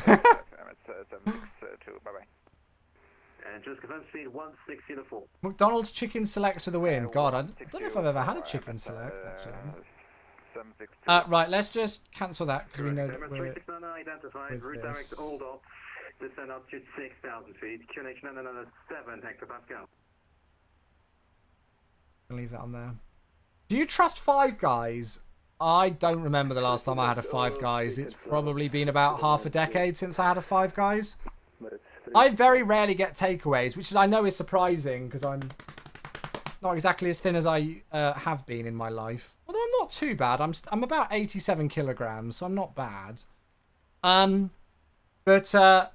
Yeah, I don't get takeaways very often at all. Do you trust Popeyes? Never had a Popeyes. There's one in Oxford, but I've never had it. What does CPDLC do when you're in the air? It means I can do this, and if ATC needed me, they could contact me by giving me a message. I still like to keep voice on anyway, but, you know, like for a lot of the... You know, like if they needed me to do anything with level, or if they needed me to go and switch to another frequency, they could give me the command on here. I watch you load and thinks the ads at the start are great, as the ads always seem to come when the fun starts. I mean... Okay, 122.8, Emirates 819, good evening. This is why I keep my voice on, just in case the controller forgets and sends me to Unicom without doing it via thingy. Although I don't know about when it goes to Unicom, whether they have to do that over voice. We'll see if they disconnect me from their log on. Actually, I wonder if I can do that myself. Log on status. Can I log off? I think they need to log it off actually themselves, don't they? Yeah. Yeah, no, it was almost becoming a bit of a meme when like we were about to like land and an ad would come on or something like that. Maybe I should have taken the initiative sooner to just cut and go to pre-roll ads, so I apologize for that. But hey, you know, here we are. We're 8.5 years into the stream, still looking at ways that we can improve things. So I appreciate you all giving me honest feedback on these things. And yeah. Lieutenant Meow Man. I love that name. Thank you for your follow. I appreciate that, mate. We don't have CPD LC IRL, so it's not on our end. We only run DCL. Oh, okay, cool. Got you. Well, thanks for coming online, Chris. I appreciate that. It's nice to have some ATC. Yeah, I figured, because sometimes I don't know if I get handed over on voice for something when I've got a CPDLC connection, whether it's like, hey, is that like a... They've forgotten, or is it like a thing here because I'm going to Unicorn? But yeah, I like doing both. It's nice. Have you tried the Wendy's in Oxford? No, I haven't. Maybe I need to do this. Maybe I should become Chewy Vlogger, and I'll go around and start trying all of the Wendy's and Popeyes. And I'm sorry, but as an Oxford native of 30 years now, it's...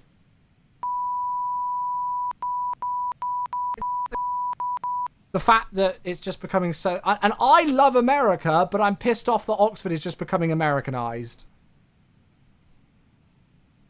I don't know, call me old-fashioned. But yeah, I very much avoid the town centre or the city centre of Oxford as much as I can. Because it's just so unbelievably tourist heavy. And it's just very Americanized now. And it's like, ugh. I remember when the highlight of, you know, the main street, like Cornmarket Street and things, was just having a McDonald's there. So now all the other stuff on top, I'm like, yeah, I'm alright, I'm out. Hey, we got a new sub! Knights Templar evidently loved my, oh yeah, that's true, Americanized Oxford hates cars. Oh, that's just the county council and the town council who hate everything. Knights Templar, thank you very much indeed for the prime sub. I appreciate you, welcome. Evidently enjoyed the sweary rant there. Yeah, no, you are true. So Oxford city centre is actually banning cars, so you're not going to be able to drive a car in the city centre anymore. But I don't think that's necessarily a case of them not Americanizing thing. I just think that's the city and the town council hating everything and everyone, quite frankly. Yeah. Try living in London? Yeah, I mean, London's just a different ball game altogether, though, isn't it? London's been like that for a long time. I'm still kind of getting used to Oxford getting like this. Yeah, I've never had a Wendy's or anything like that. As I say, I'm not really that big on takeaway food. In terms of, like, if I, to be honest with you, if I'm going to get takeaway food from, like, an established brand at the moment, I'd go to Leon. It's bougie as hell, and I don't care. I'd like to think I am a little bit bougie as hell. So I go to Leon. Also, Leon's great for gluten-free food, so Becca loves it. So if I'm ever going for, like, fast food stuff, I'd go there. Their rice boxes are really good. But I very rarely go to fast food outlets. Very rarely. Knights Templar and Lolo, thanks so much for your follows. Cheers. Knights Templar even subscribed before following. What a beauty. Thank you very much for these, folks. Oh, Aneurysm, you're an Oxford native as well. Yeah. No, I mean, I would like to try Popeyes purely for the reason that I love the jingle on their ads in the USA. Love that chicken at Popeyes. It just gets stuck in my head whenever I go to the US. I'm just there humming it around the hotel and whatever. So, yeah. Weird, we're the same age, same city, and same hair colour. Maybe we're the same person. Maybe we're the same colour. Same person if we've got the same hair colour, same age, and same city. Parallel 42777 immersion trailer looks pretty neat. Yeah, I mean, well, those are like the actual effects. This is what I love about the trailers that we get in MSFS and everything, is that they are actually what's going on in the air, like in the sim. They're not like, even like the main ones, you know, like the actual MSFS ones, they are in sim footage. It's not some fake stuff. There's nothing, I don't know, a complete change of topic here, but there is nothing worse for me than when you see a game trailer and it's not actual game footage. I'm like, what's the point then? Why am I watching this? Why are you showing me a trailer of something that's not actually the thing I'm going to be playing? Anyway. All mobile game adverts are like that? Oh yeah, I don't play any mobile game things. If I had... Well, if I had the money that I could potentially get from sponsored live streams for doing mobile ads, like sponsored streams on here, holy moly, I would make a lot more money than I do now, but I'm not that much of a sellout. Have you seen the Farming Simulator trailer? Yeah, I've actually been paying close attention to Farming Sim 25. I don't think I'm going to have a chance to play it because it's so close to launch of MSFS 2024, but it looks good. Yeah, Ultra Cool, it got literally 10 minutes after I finished my live stream last night, it got announced that the dev live stream needed to be delayed. I think there was like some sort of a scheduling conflict or something. I'm not 100% sure, so don't quote me on that. But yeah, it needed to be rescheduled last minute. So I think we are going to announce the rescheduled date soon. I don't think it's announced right now, so I'm not going to say anything. So, but yeah, it means that we can stream. So yeah. There was a horror game that came out years ago, Dead Island. The trailer was phenomenal, but it had nothing to do with the actual gameplay. I think I remember seeing that on like an E3 showcase and being like, oh my god, that looks amazing. But yeah.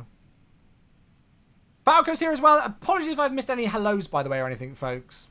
I've seen so many mobile game adverts that use footage from Age of Empires 2. It's just, I don't get how they get away with it and how there's not laws and things for it, honestly. I don't get how there's not laws, because there's laws in place for us as creators when we're doing ads. Like, if we do any sort of advertisement now on any sort of content, we have to tell you that it's paid, you know, like on my Twitch title, on my YouTube stream, you know, I've got sponsors, so I have to tell you guys that. I've got no problem with that, by the way. We can't just do, like, you know, crap-placed product placement and not say that we're getting paid for it. It's a law that we have to do that. So we're held under relatively strict guidelines on it. So why aren't all these stupid, annoying pop-up ads for crap mobile games under it? Anyway. Rant over. Rant over.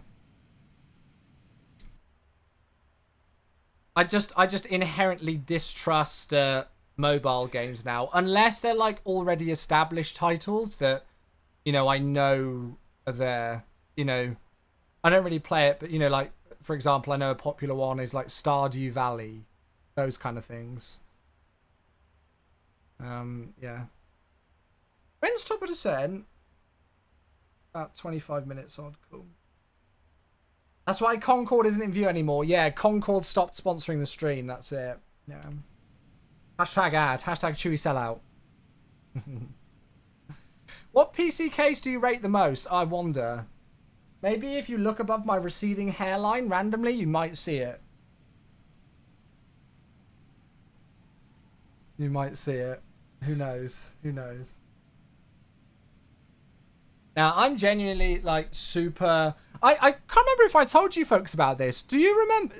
when we were trucking a couple of months ago, do you guys remember when the CEO of Stream Elements came into my live stream? So a couple of months ago, we were doing some trucking on stream, and the CEO of Stream Elements just randomly came into my live stream and started chatting. Lovely, lovely, lovely, lovely, lovely guy. And I think he just hops around loads of streamers' channels to see, number one, if they're using his service, and then number two, he looks into their accounts to see how they're using the service. So he saw that I was already using Stream Elements, and he said, hey, can you drop me a DM on Twitter? I want to set up a meeting. So I was like, okay. So I had this 30-minute meeting with him, and we had a really good chat. I won't go into detail on everything, but one of the things that was really interesting for me was that he was speaking to me about the fact that I've been using Stream Elements for a number of years now, but I've only ever I don't think I've ever activated on any of their sponsored revenue systems in terms of like they do sponsorships for games, the meme Raid Shadow Legends. He told me I won't say it because I don't know if it's public info, but he told me the figure for how much money streamers have made through Raid Shadow Legends. And as much as it's a meme, holy crap, that company are not, you know, scared of putting some money out there for advertisements. It's a lot. You know, so like there's Raid Shadow Legends, there's all sorts of different games, and I could get paid via Stream Elements to stream it to you all. And he's like, why don't you? And I just said, because I value my viewer base and I value my audience more than I value the money, quite frankly. Don't get me wrong. I spent almost 8 years going into my 9th year. I'm 8.5 years in as pretty much a full-time content creator. So money is important, especially when it used to be my full-time job doing this. And now when I'm, saving up for all sorts of different things in life and everything like that, yes, finances are important, but what's more important to me? You folks actually valuing the content that I'm streaming to you and having it on brand for the kind of stuff that we do, or me just streaming whatever the I want when it's making me money via a sponsorship. So I just told the CEO that straight up on his call, and I'm like, I know how much money you could offer me via your website. And I see that you're trying to sell it to me and you're trying to get me to sign up to these things. But until you give me something on there that's relevant to the content that I produce, my audience base, I'm not interested in the money, quite frankly. And that's why, I pick up, some stuff with AMD. So for the whole of March and the whole of June, we were sponsored by AMD. And it was specific because it was an AMD CPU sponsorship, and it could save you folks money. And I run AMD CPUs, so that's like a sponsorship that I'm happy to do because it integrates nicely with what I'm doing as a content creator anyway. It's a natural thing. But if I suddenly went live with a 2-hour Raid Shadow Legends stream instead of Flight Sim, especially now where I've cut down on streaming as much as I used to, I think even subconsciously, I know you folks would go, yeah, no, we'd still watch Chewy. But come on, I wasn't born yesterday. I've been in this industry long enough. I've been working in the games industry now for 12 years. I wasn't born yesterday. I know even subconsciously it does, like you look at somebody doing an advertised sponsored stream and you're a bit like, yeah, mate, we know what you're doing here. Do you know what I mean? So, yeah. I'm only here for your face. Wait, here you go. Wait, where is it? Where is it? 2 seconds.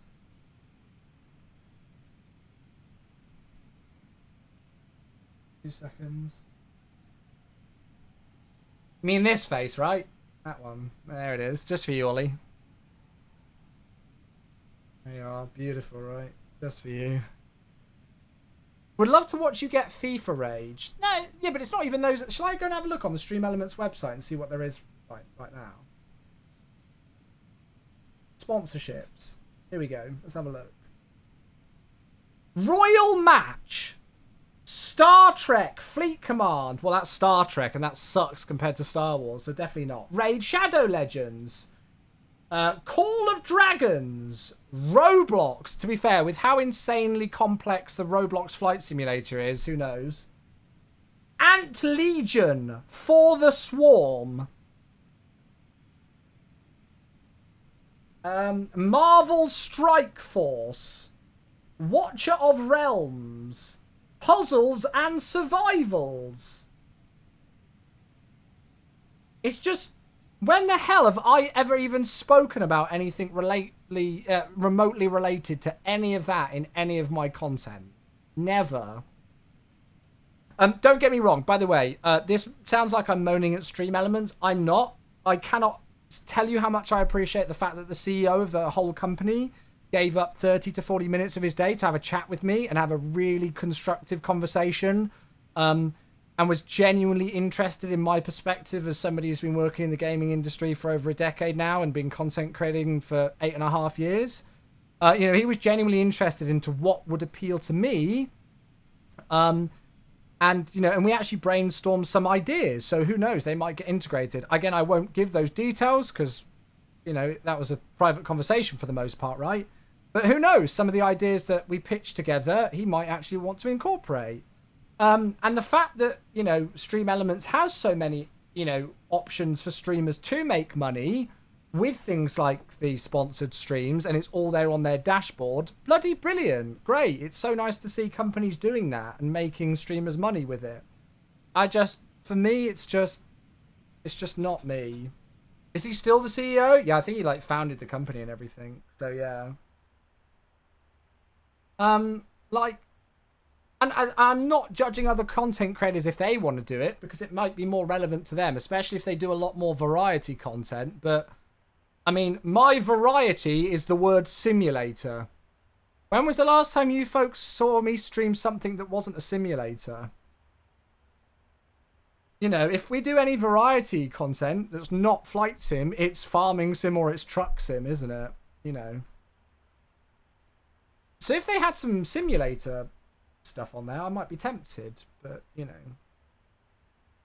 Hogwarts, I guess? Yeah, I mean, I think the last time I played Hogwarts was about 1.5 years ago now. So it's been a long time. Lego? Yeah, but whenever we did Lego builds, we would always do it with a flight, wouldn't we? It would be like amusement during a cruise. So it's still not me actually just dedicating a whole stream to a different game or something. Tarkov. I've never played Tarkov in my entire life, mate. So that's definitely not my live stream. Do you use G's landing rate mod? No, I couldn't give a flying flamingo about my landing rates. I show them on stream on Volanta, because otherwise people would just ask me constantly what the landing rate was, but I don't care. I care about whether I touch down in the touchdown zone, if I was central, and if I vacated in the at the exit that I aim to vacate at. How am I finding Star Wars Acolyte? I need to watch, obviously, the new episode. First 5 episodes have been a bit hit and miss for me. I adored 4. Didn't really like 3 very much. I don't know. I'm still debating if I like the plot line, but I want to wait for. I want to watch the whole. I want to watch it all first, then go through it again and watch it all like back to back, and then see what I really think of Acolyte, which is really more so of a sign of something that I'm not like, you know, like Kenobi or Ahsoka or Mandalorian. I'm like in it and I love it straight away. But I'm just still a bit undecided with Acolyte. There are elements of it that I do like, and I'm a big fan of the High Republic era, but it's just, I don't know if it's strong enough as a plotline yet. We're not yet. Yeah, Ready or Not, that's it, Giant. So Ready or Not was probably the last game I played on stream that wasn't a sim, and that was a long time ago. Yeah, it would have been Ready or Not, that SWAT game.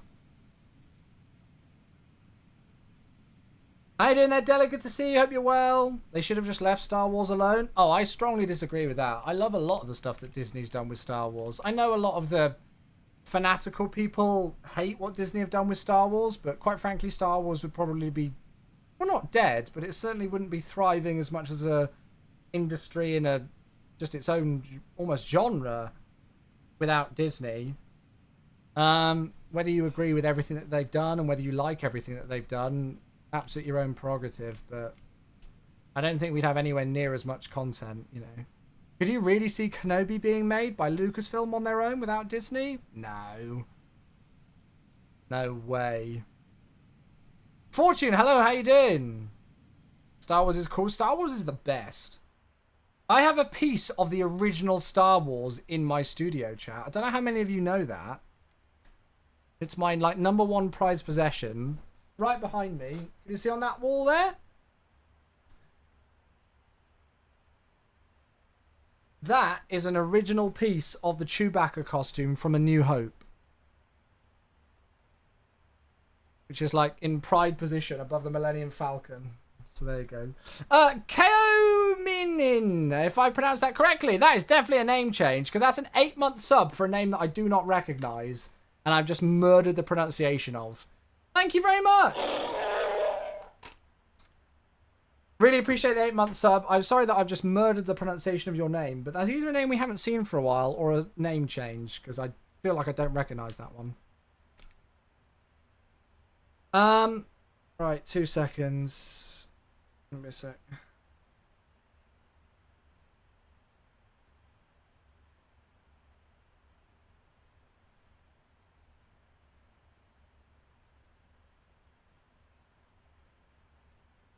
I'm not a fan of having to tell everything to the end. Yeah. Irish for Kevin. Ah.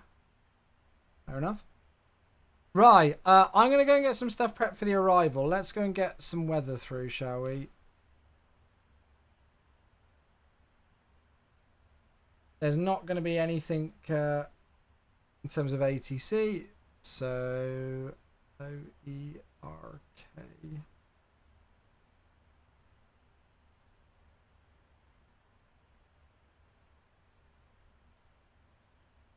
So whilst we wait for that, let's go and have a look. So landing weight, what's that going to be? So 10.3, 9.3, 8.3. So we're going to lose about 3.6 tons.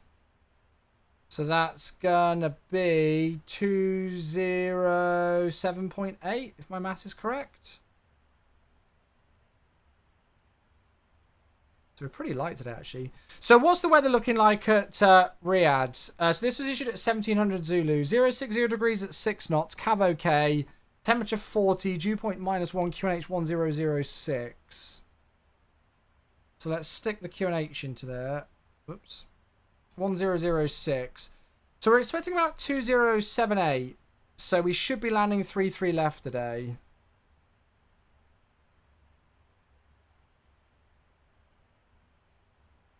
Yeah, 2087. That's what I said, right? Sorry. Wait, 2087. Did I get that wrong? Or whatever. I might have got my maths wrong. So let's go VREF additive of 0. Reverser all operational. Auto brake 3. And then we'll catch. Oh, there, look at that. We can go auto brake 2. We're so light today. So 2087. The other way to do it is to add your estimated fuel on board onto your 0 fuel weight, which is, so we were 200.1 for our 0 fuel weight, so 208 works. So yeah, it is. I got that wrong. So 2087, hashtag fail on Chewy maths. To be fair, it's not made a difference to our speed. So that's saying 136, that's agreeing 136. Even with auto brake 2, we're going to take up about half the runway there. So auto brake 2, flap 30.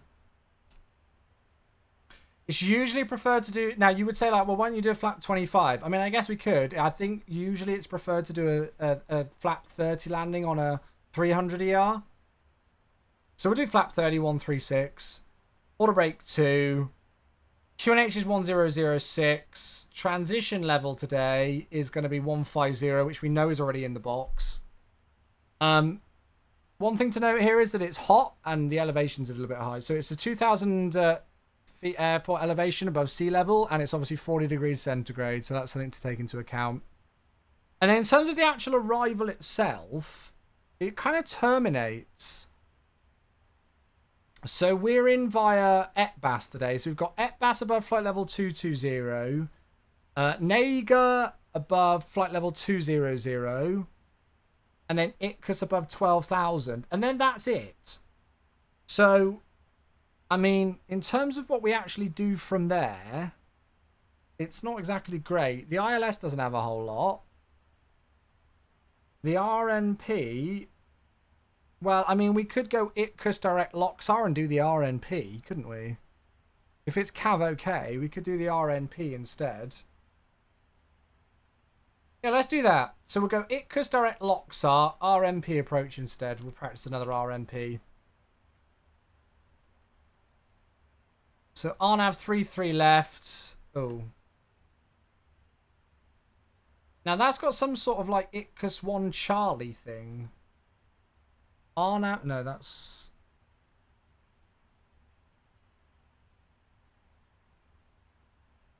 That's got like an Itka 1 Charlie. So what? Oh, that's for the wrong airport. So that's why I'm not finding anything there. Silly boy.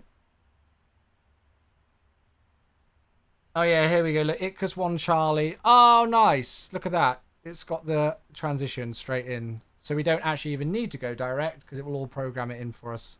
Beautiful. Look at that. And then let's just look at speed. So, I mean, turning base at Loxar, how many miles will we have to run? 7.5 there. And then about another 12 to landing. Yeah, I mean, I say we might want to be slowing down at Loxar, 7,500. I say let's go... well, we could even put it to the up bug, but we could say 220. We could actually almost even take it here. It's a 7.5 mile leg. I gotta remember, that's actually about 5,500, isn't it? Nah, you know what? I'm gonna do it. I'm gonna go 220.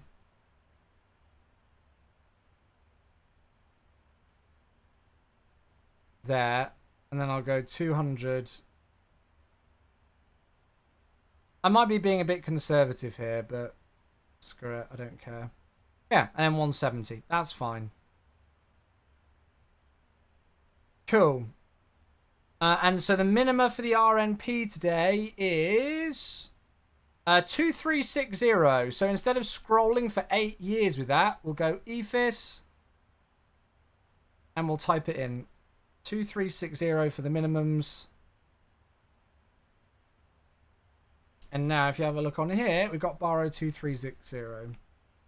So let's do a very quick approach briefing, even though we've already just spoken about it loads, because we need to work out where we're parking today as well. Sorry, chat, I realised that I've not spoken too much. I've been quite quiet for the moment. I'm just obviously doing a bit of a brief. And I've got no idea where they park. Now, that's an IRL thing. You can do that in the real aircraft, because if you get an EFIS failure,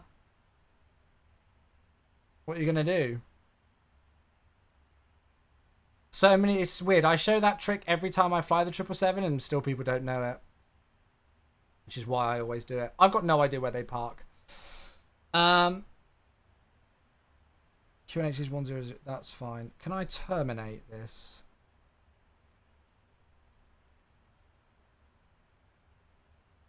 Actually, no, that's fine. Actually, wait. Did that actually even go anywhere? Hey, Lee, thank you for 83 months. Yeah, I never got rid of it. That's fine. Lee, you absolute beauty. Thank you so much indeed. 83 months. You're a beauty. Thank you so much for your Prime sub. I appreciate you, bud. Chewy York said 2024 is going to kick ass on a scale from 1 to 10. How much do you agree? I mean, it's difficult to disagree with your own boss, right? But, I mean, kick ass is definitely the term I would like to use as well if I could. How do you do the EFIS control thing? Right, okay, so I'll go through it again really quickly. So, let me just reset MCP out. Let me do the descent checklist and do the and then I'll go through it. So descent checklist recall is checked, nothing. Notes, nothing. Auto brake, level 2, landing data VREF 3136, minimums 2360 borrow for the RMP approach, and the approach briefing is complete apart. Well, we have actually not done that, but we'll say it's complete. I'll do it in a moment. Descent checklist complete.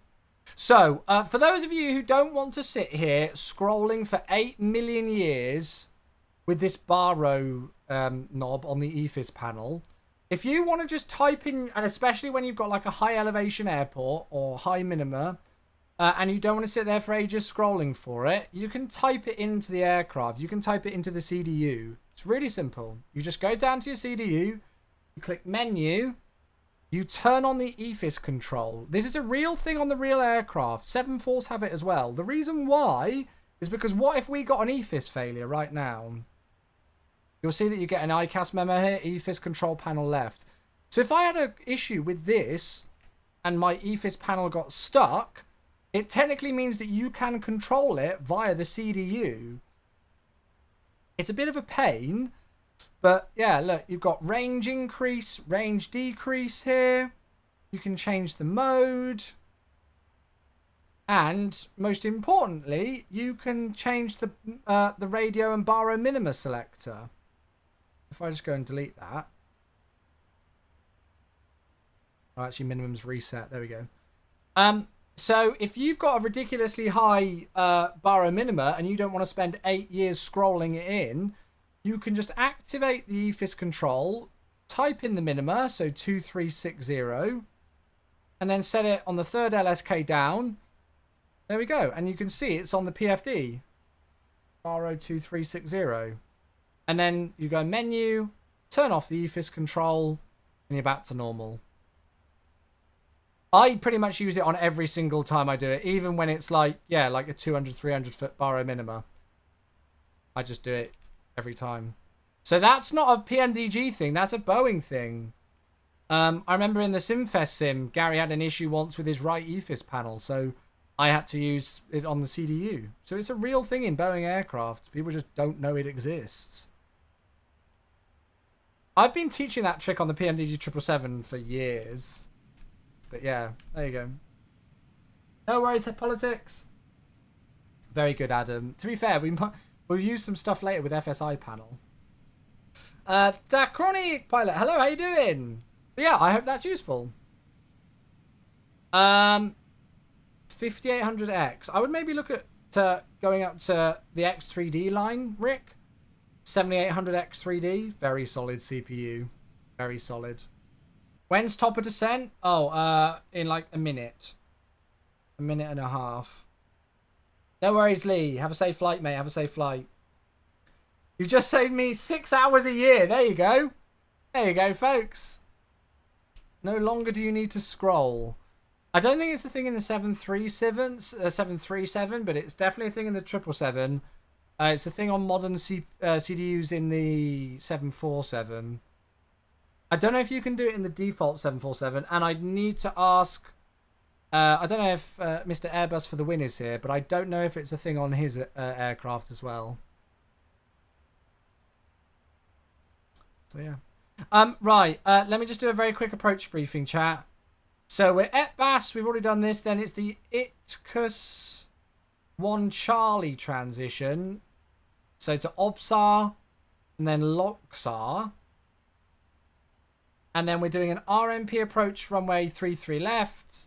So that takes us RK809, 5,500. And then we should intercept the glide. Well, we should intercept the final approach path from RK70 to 6.4 miles out from landing at 4,100 feet. Going altitude today is 5,400, then 6,600, and then 7,500. So I'd probably just set 7.5.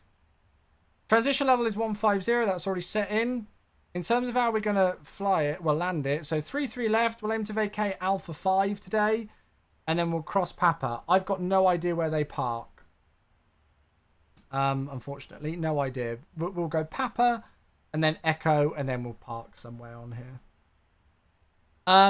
In terms of how we'll fly the approach, so obviously we're Boeing today doing an RNP approach, so we'll fly the whole thing in LNAV and VNAV. When we're cleared for the approach, we'll set us MCP down to the baro minima 2360.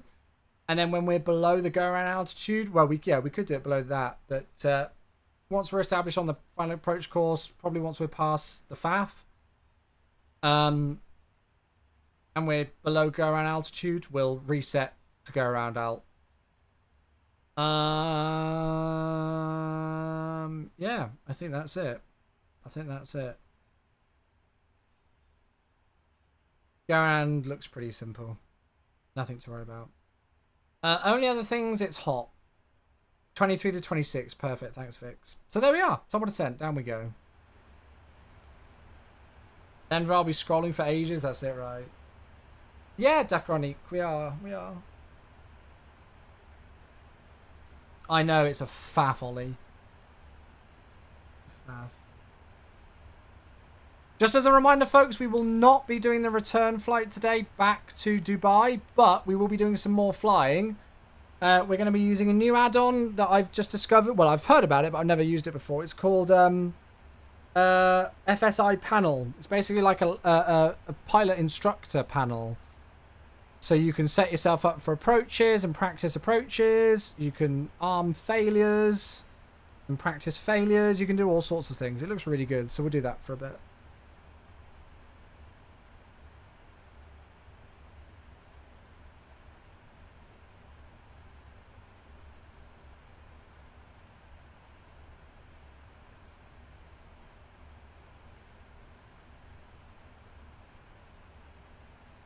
Right. Cool. Sorry, chat. Just checking my messages. Cool. Good. Set the spoiler actuator control electronics left 2 to fail. Matthias is trying to kill me here, aren't you? Spoiler actuator control electronics left 2 fail. Holy crap. What's that going to do? Give me some sort of ridiculous rolling moment. I love some of the failures on the 744. where, like, if you have some sort of like hydraulic demand faults on specific systems, you know, it takes like 5 minutes to go from flap 1 to flap 5, and if you put reverse thrust out before putting your nose wheel on the ground, you can get like some ridiculous wild rolling moment and just have all sorts of good fun with it. It's always interesting when you read those in the QRH.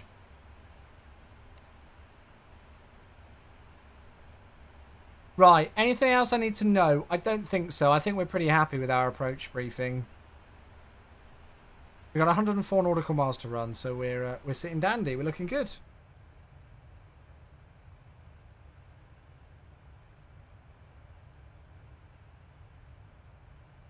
Now, as I say, when we do the FSiPanel stuff, I am not an expert when it comes to real-world SOPs and failures and things like that. I very, very, very, very, very rarely do failures on stream. Very rarely. So if my operations are not perfect and I mess something up, please don't shout at me. It's just a bit of fun and a bit of learning.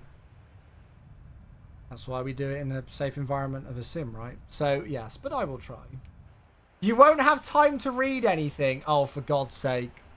All right, we might have to do that right at the end of the stream then. Tilted Blunder, thanks so much for your follow. I appreciate that, buddy. Welcome. Cam, how are you, mate? How are you?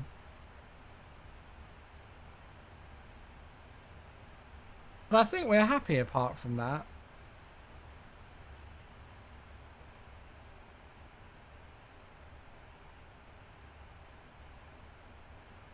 We should really... I don't know if Emirates do 20 minutes to landing for their thing, but if it was 20 minutes to landing, we should put the seatbelt signs on now. Where is OERK? Riyadh in Saudi Arabia. I've never flown here before in MSFS on this live stream. I've done it in the SimFest 747 sim. But I've never done it on this stream in MSFS. Yeah, this is a real world 777 route that Emirates do operate. In this very aircraft.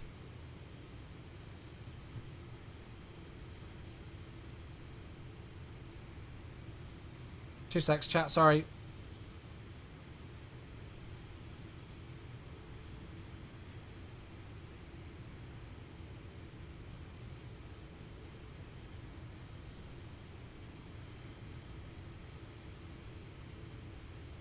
Oh, I can't spell, sorry.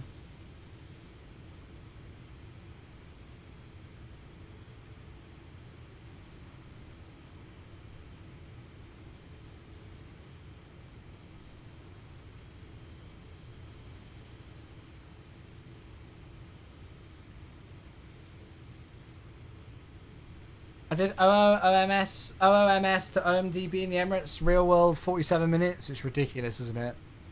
Basically briefing the arrival before you're taking off. A nose tyre balance failure. Oh my lord. The thing is that I wouldn't know how to handle those. Like, at least when we do like an engine failure. So, you know, like one of the things that we're going to do is to do an engine failure on approach. And, you know, like handling an engine failure, you know, like a lot of it is you just follow the lower ICAS display. Yeah,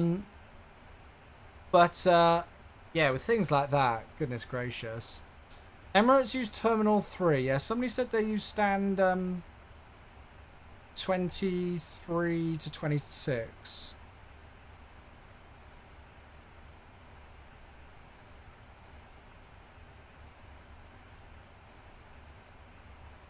So that would be here. I know they definitely went across Papa, so it's definitely here. Oh, that's Terminal 3 is here then. Are we doing some failures on approach? We're not doing failures on this approach, but we're going to use an add-on called FSiPanel after this flight. So we're going to do this flight as normal, but then as soon as we land this flight, we're going to go and load in somewhere else, and we'll do some... oh, the 380 uses T3. There we go. We're going to do some failures and different types of approaches, auto lands and stuff with FSiPanel. It's very good.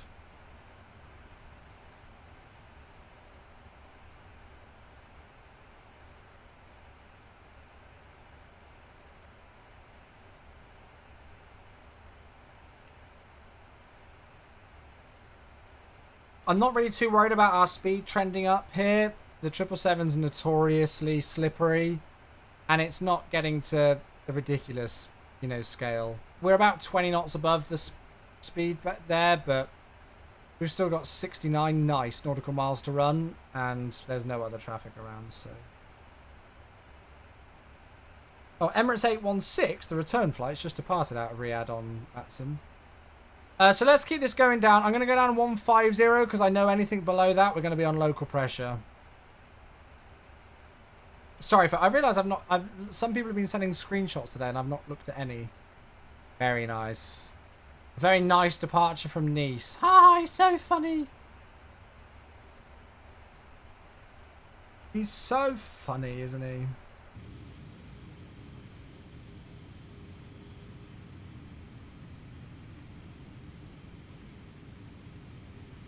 But yeah, the failure stuff's good fun. Very good fun. Seen Vegas broke its temperature record of yesterday, 48.8 degrees. Yuck. That's just vile. Like, actual vile.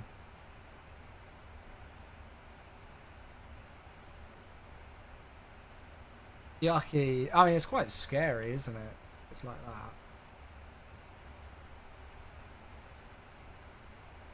Thing as well is that, like, if I'm hit, like, I'm flying right now and it's like 40 degrees on the ground at Riyadh. I mean, that's where real time is. It's the middle of the frickin' night there.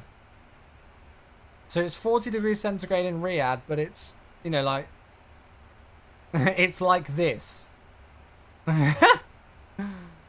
So, yeah.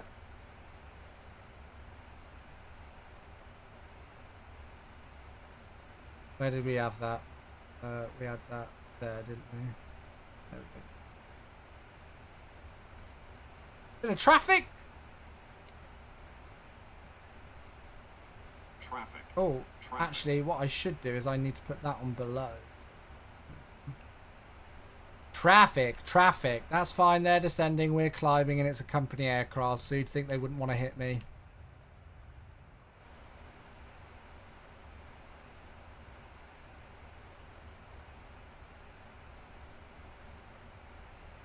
I might start to get tempted to use a touch of speed brake shortly if that speed's going to continue to trend up. But they're okay for the moment. This was the actual airport. Where? Sorry. Oh, Nice. I mean, it's starting to continue to trend upwards, isn't it? So let's just use a touch of speed.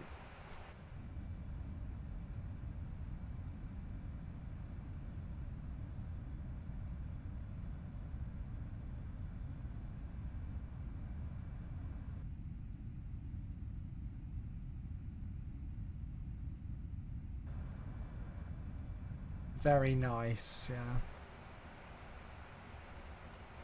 Should we break in? Captain Alex is here on YouTube as well. Hey Alex, how you doing? Good to see you, bud. Right, let's go and set local pressure. To be fair, that would have been another way to help bleed off the speed a little bit. Would have been for us to set QNH because it's going to shallow out our descent a little bit, I imagine. So if I go to 12 now, set local pressure, it's going to drag us, about 180 odd feet off. So it's just going to shallow out our descent a bit. So that would have obviously dropped the speed a bit instead of using the speed brake. Not much, though, to be fair. Right, approach checklist. So altimeters 1006 hectopascals, passing 15,900 feet now. That is your approach checklist complete. Cool. 43 miles to run.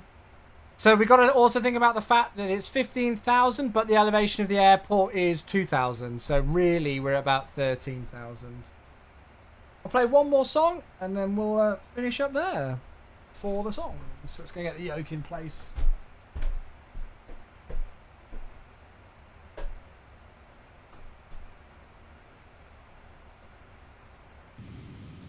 Beautiful. Nice landscape. Yeah, it looks stunning, doesn't it? I have a livery I just painted for the MD-11. Let's have a look at him. Oh, some Garuda Indonesia. To be fair, I was actually thinking the other day, Adam, about the fact that I've not flown in Indonesia in the sim for a long time. There's some really good scenery there. I'd like to do another flight to Bali sometime. MD-11 into Bali sounds fun. Yeah, Adam, why not? I mean, I don't know when, but you'd be more than welcome to send the link across to it, mate. Absolutely.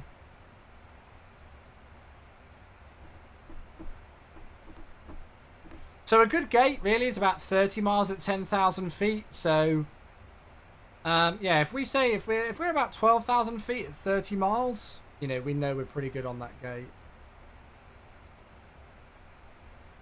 And there's the airport.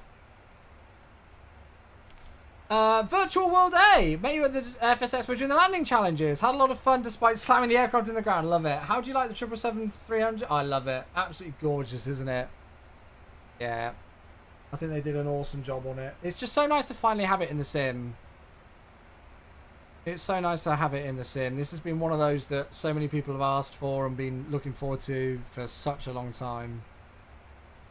I still haven't had a chance to chat to Rob about it. I haven't had a chance just to chat to Rob in general for a while now. I did drop him a message, and I know Matthias has forwarded a message of congrats to the team from me for the triple. But yeah, I've not really had a chance to chat to Rob about, you know, his impressions on how the reception's been for the 777 and stuff. But I know he's a busy guy and got lots going on, so hopefully I'll get a chance to chat to him soon. But yeah. Thanks for tuning into the stream. I hope you enjoyed FS Expo. It's another awesome event. Really was. Right, so there's 12,000 feet. Yeah, just shy of 30 miles. So I'd say we're looking all right.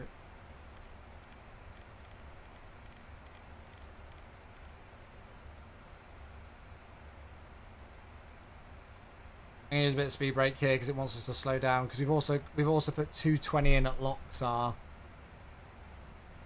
So we are going to need to use a bit of speed brake here to get us slowed.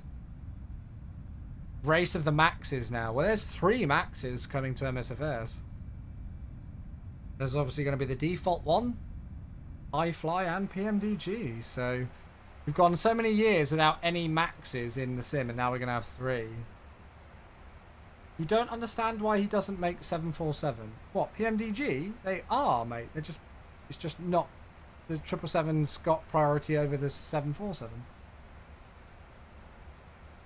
You haven't done an Emirates flight in the 777 yet? Yeah, this is my first, to be honest. She will go and whack all of them on. Right, I'm actually going to stop the music there, folks. Not keen on that song anyway, to be honest.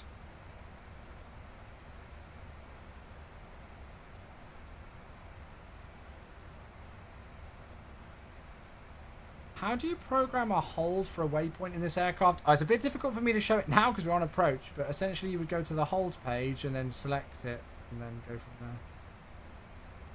Or you could get a waypoint from a scratch pad and do it.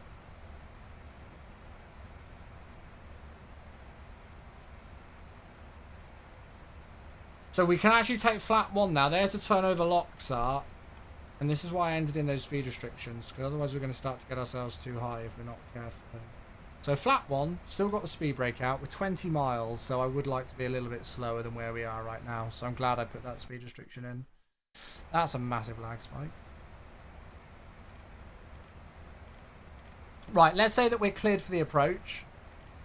So we can put this down to 4,100, which is at Romeo Kilo 701. I'd say we're looking alright with that speed.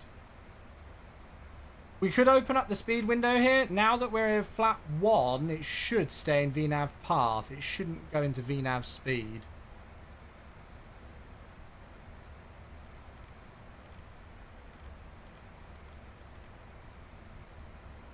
Flat 5 speed limit is 245 knots, so I'm going to take flat 5 a touch early as well, just to help with that drag profile. Don't want to end up too fast. Riyadh traffic, Emirates 819, base turn, base leg for the RNP approach, runway 33 left. We'll report. So VNAV speed will still maintain the altitude restrictions, but it will follow the speed that you've got set. It won't necessarily follow the path correctly. It's difficult to describe. Phaser described it a lot better than I just did.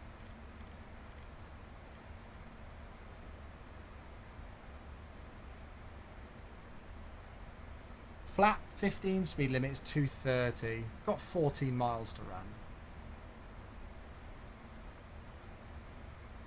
So instead of keeping you on the descent path that you want to be on, it would still maintain the VNAV restrictions, but it's going to prioritize the speed that you've got set.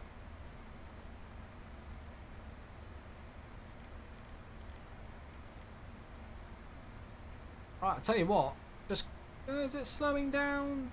Kind of. Let's go flat 15 just to give it that extra drag. Yeah, level change with altitude restrictions, right? Pretty much. Which isn't what you want when you're doing an approach, you're doing an RNP approach. Right, speed's coming back really nicely. We've got 10 miles to go. I am going to go and set this down. So if I go into auto, it should, if we scroll down, go for 2.3. Oh, interesting. It's not gone for 2.360. Now, that might just be because it's above a 1,000 ref. But we'll set 2,400. Ah, there we go. 2,360. There it is. Now it has. Good.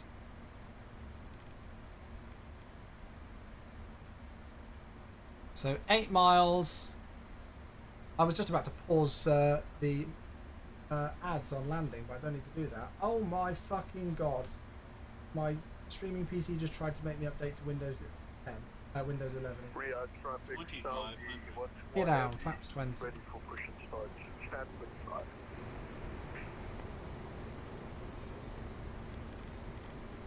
Speed 160. So gear down, flap 20 at radio altimeter alive, or 2,500 feet. It's a pretty nice call to make in the triple. Works quite nicely.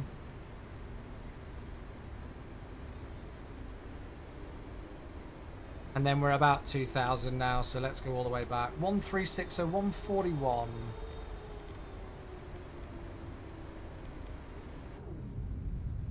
Alert should be paused. Trying to figure out and can't wait. How do you program? Oh yeah, I could have a look later at holds maybe.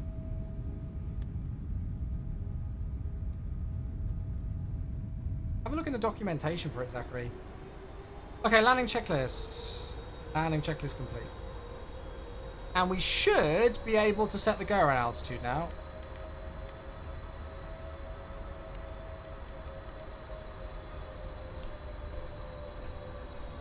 Okay, are we ready? Bit windy. Let's just let it settle with that wind.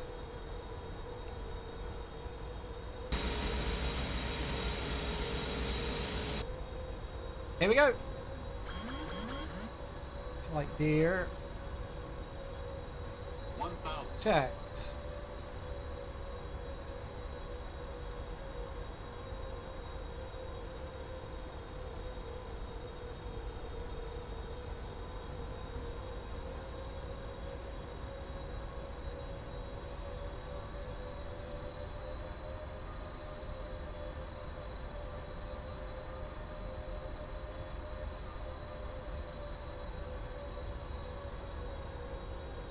So it's going to be a touch of a shallower approach today. It's a 2.9 degree glide, so we're still looking at about 700 feet per minute, really.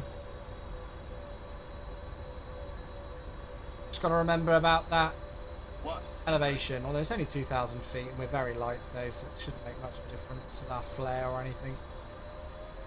Minimums. Always worries me when it spools up like that. Continue. Disregarding the pappies below 200 feet, they're inaccurate. FPS has suddenly dropped. 100. 50. 40. 30. Into the runway. 20. Flare. 10. He brakes up. Rotation. Come on, reverse. No reverse. Why isn't reverse going? Okay, no reverse. Speed brakes up. For some reason my reverse thrust isn't working. Ah, now it is.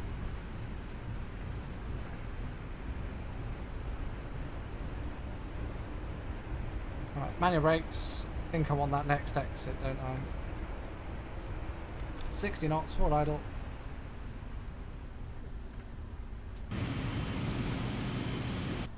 That Papa one was the one I wanted. Might have a touch hot brakes there. I don't know what's going on with the reverse thrust, but there we are. 1 hour 14 minutes, so we're down earlier. Oh, she just looks beautiful, doesn't she? What an aircraft. We are traffic. Emirates 819 vacated runway 33 left at Papa. Yeah, we'll just get on this straight and then we'll clean up.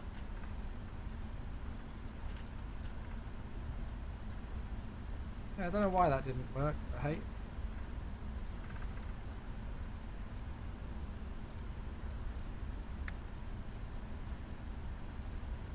So APU on, but not start, just to get it doing its self-tests and things. Means it starts much quicker when you get closer to the apron.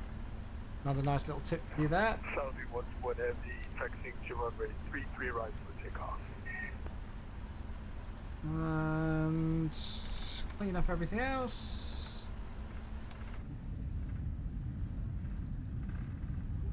Beautiful. Cargo Lux 747 there. Nice, yeah. Yeah, so welcome down to Riyadh, everybody.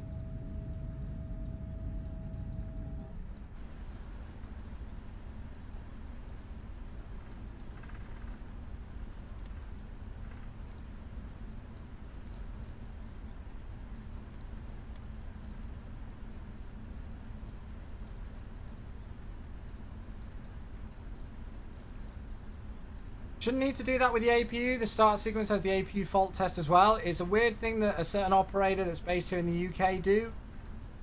Don't know why, but yeah, apparently they do it. They'll put it to on, and then when they get closer to the stand, they turn it to start. So I realised that when you start it, it will do the fault test. However, if you move it to the on position, it will do those fault tests without actually starting the APU itself. So it can save you a bit of time when you get closer to the stand. So you can start the APU a bit closer to the stand and still have it avail. Just ignore the traffic.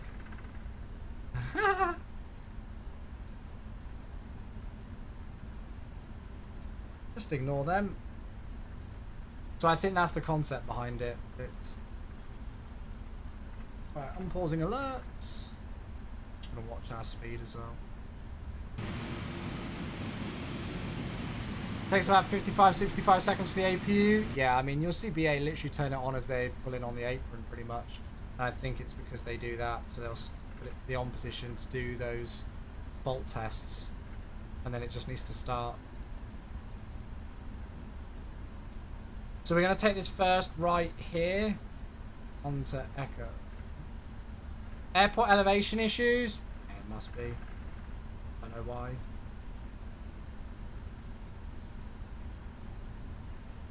Right, we need to slow it down. 10 knots at most in a turn.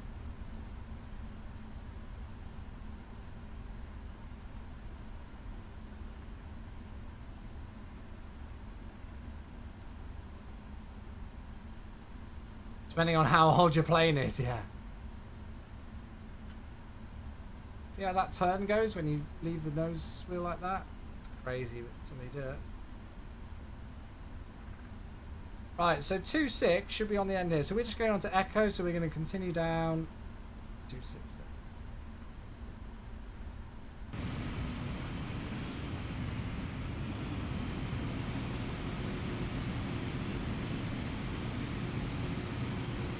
Tempted to see what our brake temperature is actually. Oh, it's alright. Nothing wrong there. Good.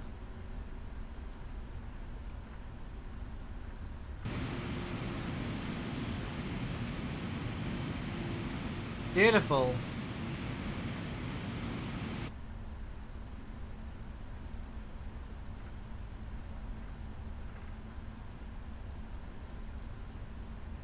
So it's just going to be up here. You can actually see GSX spawning in even.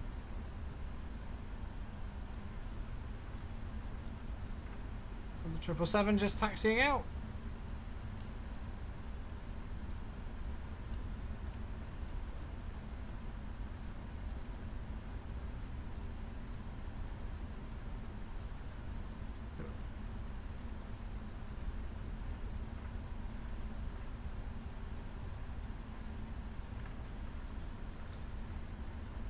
Okay, stand 2-4.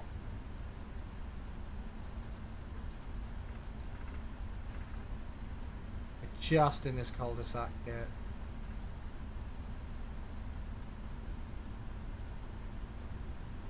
Stick around, folks. As I say, we're not finished there.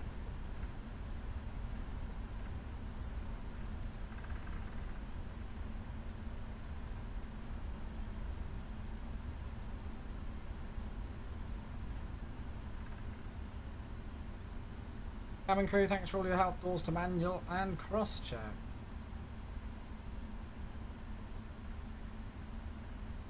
Lights off, 2-6. So we've got guidance.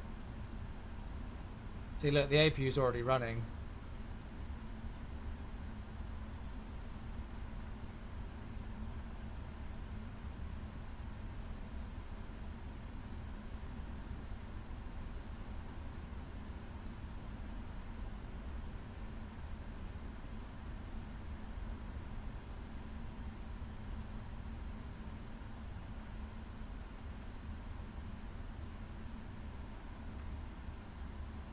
I think I need to still go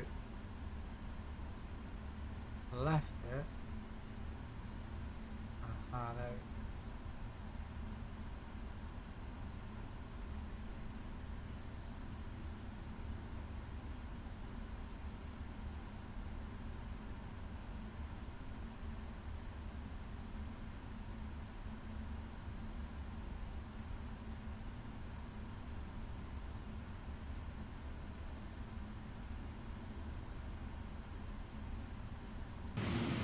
To be fair, I don't know what's going on with this because it's trying to put me way past the marker there, so I'm just going to stop here, folks.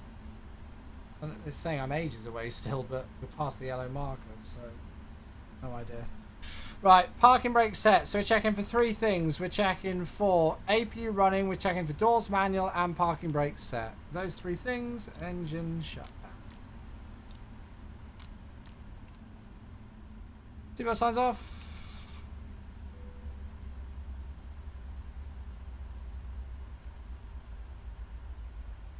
Do this in reverse. That can go. Lovely jubbly.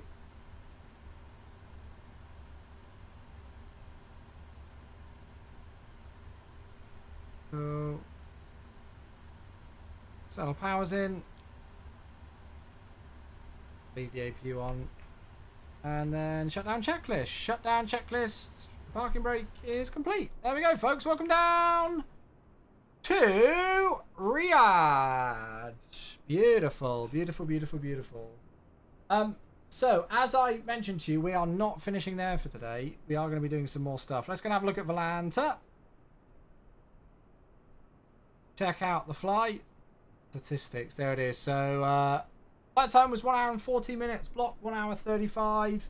It says it was a 365 landing rate. Looked alright to me.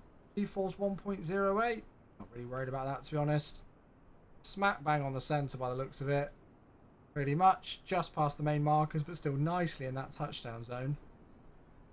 And then, yeah, we didn't get the reverse thrust, but we managed to work it out and we were still able to vacate at Papa 1. And then a nice easy taxi in. So there we go. You turn the fuel pumps while the APU is still on. Doesn't the APU use fuel? Have a look on the overhead. So if you have a look here, can you see how the left forward pump has not got a pressure light on it? So it will still draw fuel from there. Doesn't matter whether you've got it turned on or not. It will still remain pressurized. Welcome to the automation of the 777. There we go. That is our flight complete. First Emirates 777 flight. So we will go and get things set up for a bit of FSiPanel fun now. Let's go and get some music on.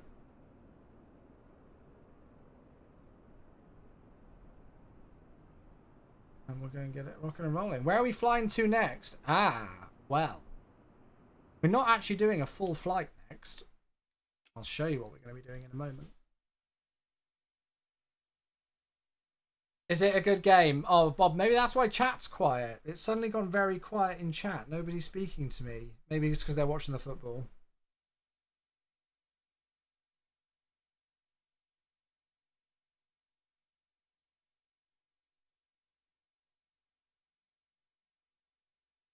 I think you can train on holds in FSiPanel. I don't know about that. Yeah, you can do all sorts of things. Have a look. So, I'm gonna make sure like Volantra and everything's closed.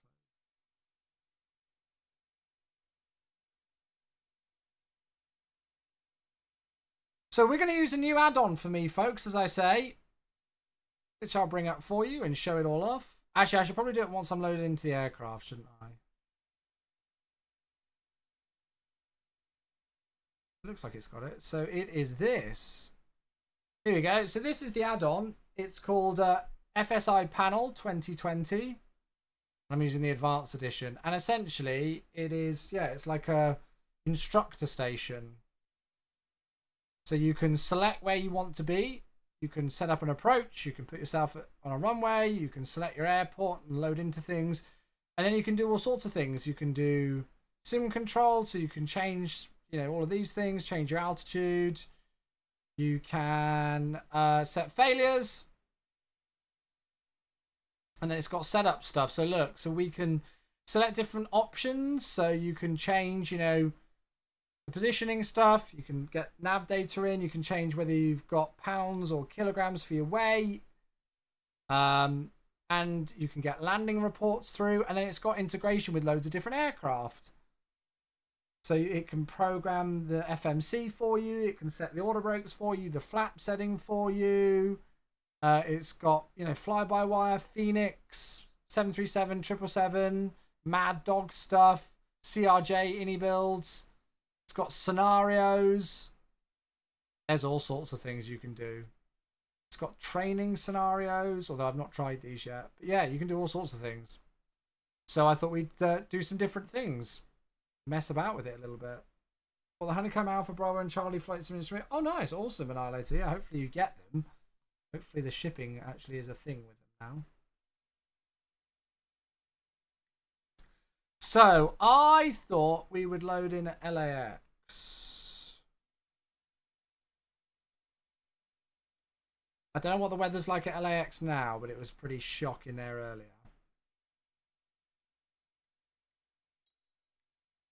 So if we load in there, American Airlines, looks like the weather's a lot better there, but we can always preset the weather.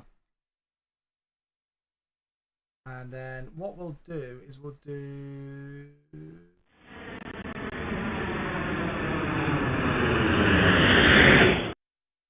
a bit of that.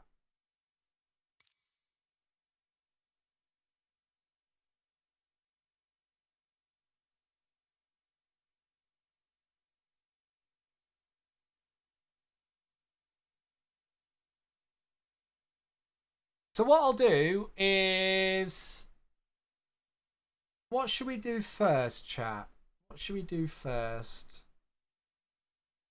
Should we do like a low visibility auto land without any failures? Just try that first. And then we'll go from there, set up some other things.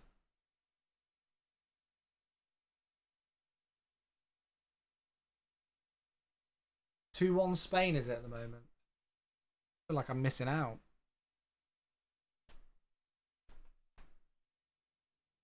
Oh, nice, EV. Dual engine failure. That sounds like that's going to be a little bit of a pain. I don't know if I quite want to go to that extreme.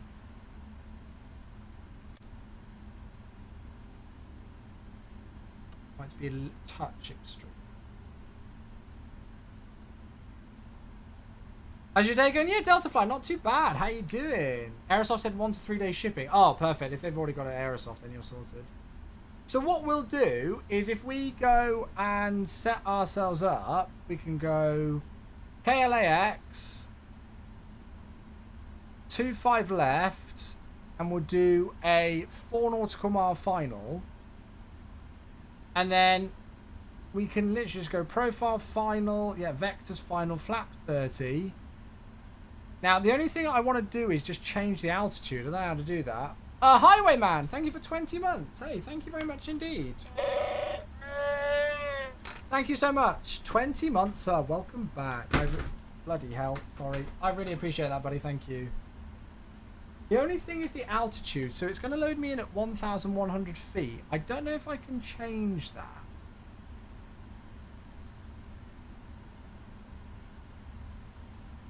Altitude above airport elevation. Now, is there... Oh, wait, that's for downwind.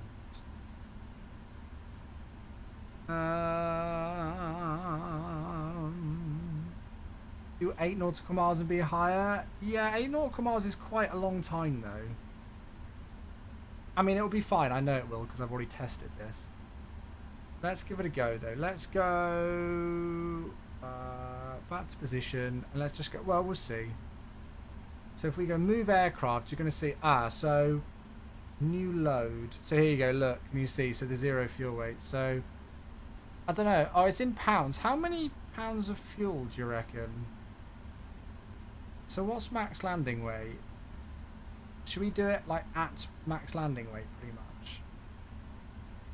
Let's do it at max landing weight.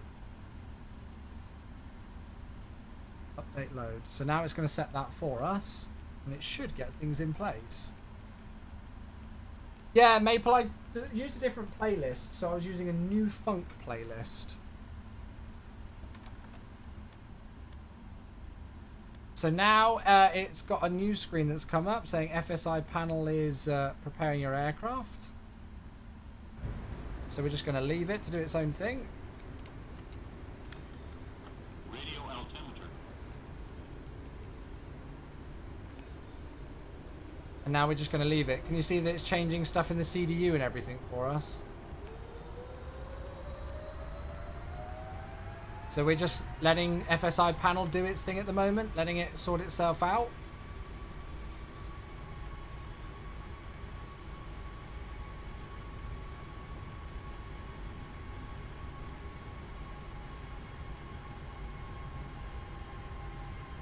It's actually got us too high on the approach right now.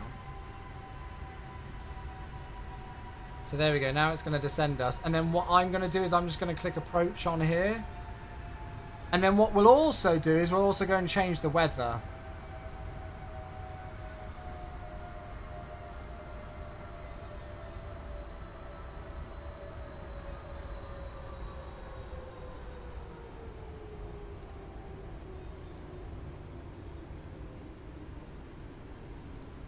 Let's go and have a bit of fun, shall we?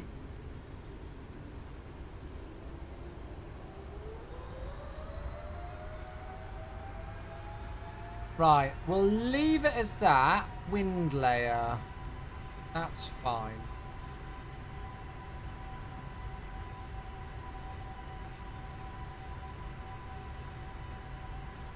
Let's not worry about winds for the moment. Right, so we'll leave that as is. And then it just says, hold your brakes for 3 seconds to take control. So holding the brakes. Aircraft ready, and now that's going to fly. That. And there we are. Now look, so we're configured. So the only thing that it's not done is set the go-around altitude, which would be 2,000 feet. You go into the FMC, checked, 149. So it's set 154, 5 knots above. It's got auto brake 2 in. I don't know whether auto brake's good. Auto brake 2 is good for this. So now we can practice an auto land. The only thing that I've not done is set any sort of minima. I could set like a radio minima in, I guess.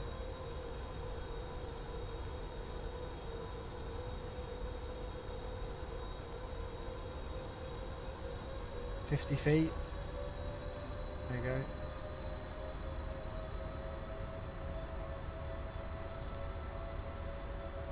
Yeah, Cat 3B has no minima, you're right. And now we're just leaving it.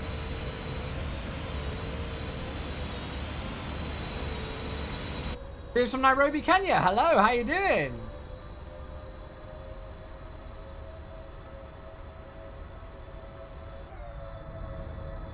Oh look, there's the immersion effects doing some stuff.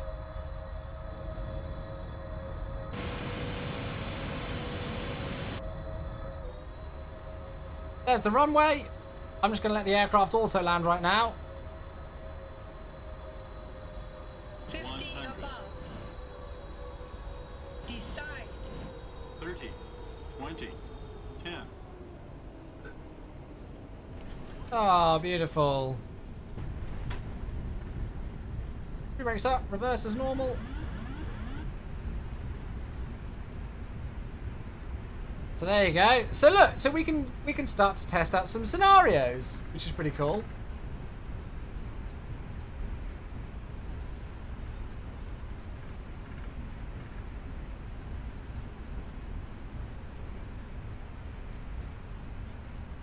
$70 knots, manual brakes. Forward idle. And there we go. Literally, if you just search FSiPanel, you should find the website. Cool. So, scenario 1 in the bag. You're heading to bed. Are you going to be around to text for a bit or not? So, let's go and have a look at another one. We can go and set ourselves up again for another approach. But we'll go and change some parameters. So, I don't know. We could do a manual landing, but we could give ourselves a crazy crosswind. So let's go 25 left, short final again. Just make sure that's definitely going to select it. Select fix, 4 nautical mile final. Oh look, you could get a landing report as well.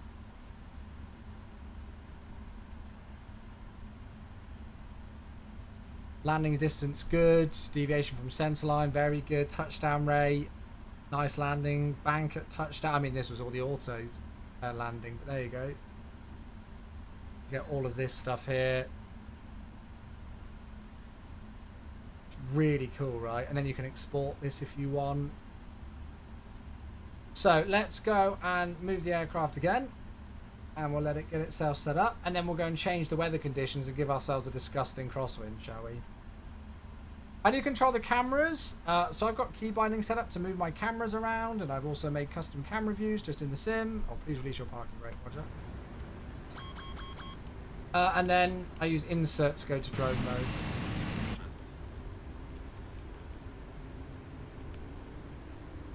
So whilst it's doing that,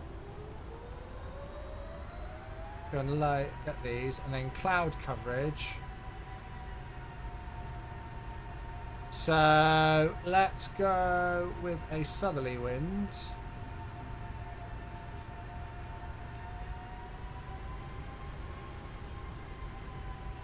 $24 knots.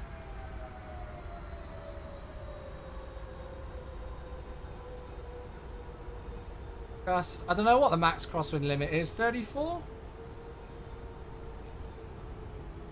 Add a bit of that in. See how that goes.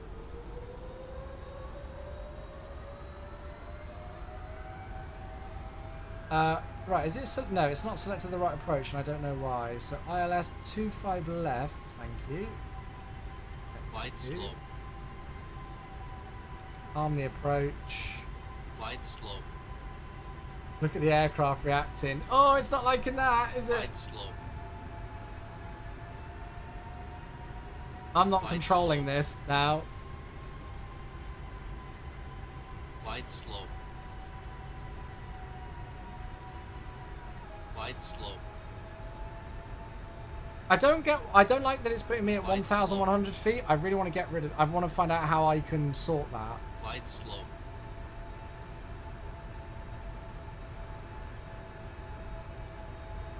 Do I use number CAD for the camera views? Yes. Oh, nice Delta Flyer. 1,000. Checked. There's the glide slope.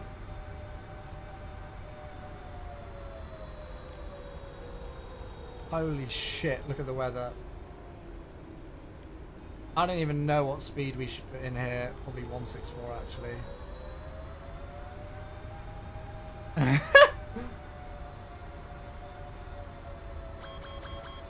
Yeah, I'm not worried about checklists.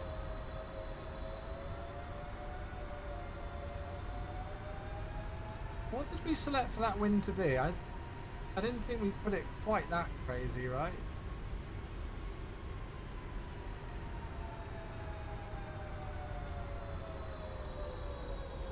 Still a nice 28 knots across. Probably not at these weights, Ollie. We're pretty much at max landing weight.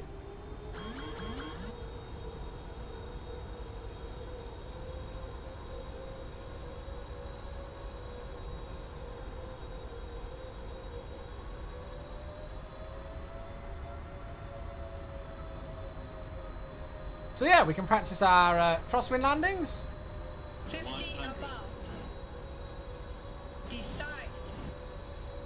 30. 20. 10.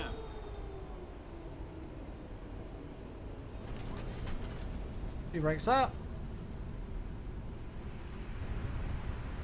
Reverse as normal.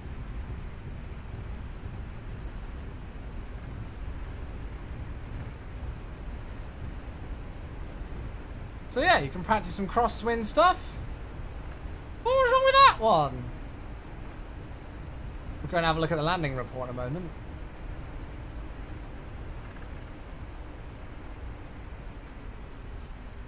Can you try landing it without autopilot? I just did. I landed that one. That wasn't the autopilot. That was me.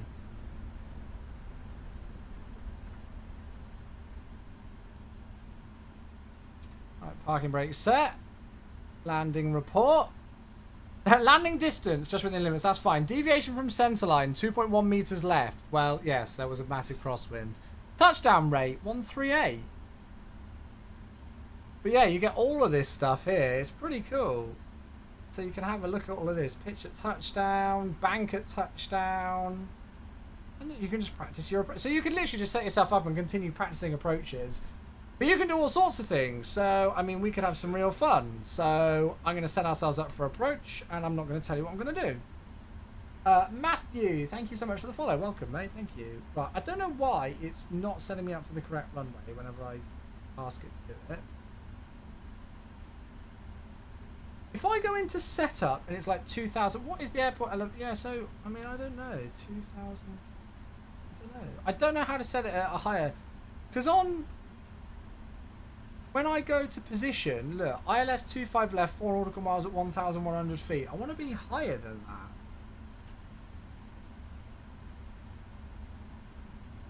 Anyway, right, let's move it.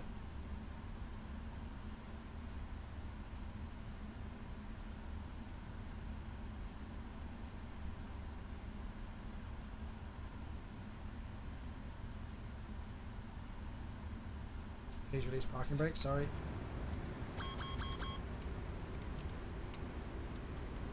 Radio altimeter. And what we'll do is we will go and just chill out those winds a little bit.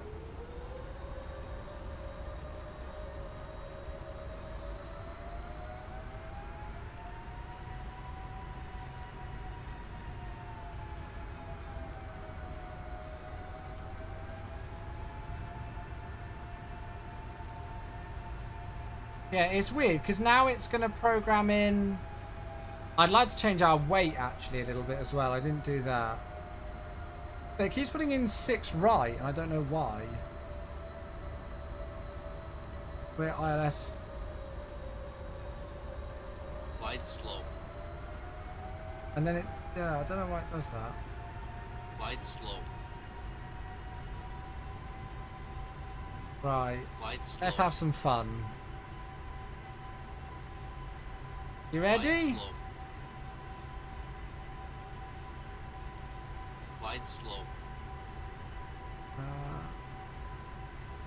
Glide slow. Let me have a look. Glide slow. Glide slow. Okay, so we're gonna hold the brakes. Glide slow. Glide slow. Glide slow.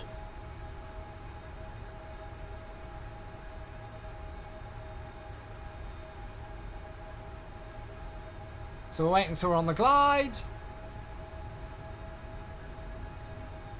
Right, there's glide slope. 1,000. Checked.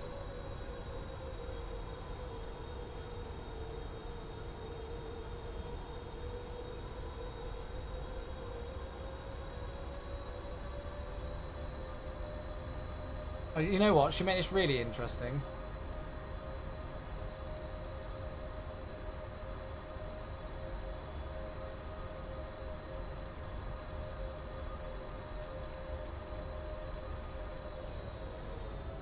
Oh, engine failure number 2.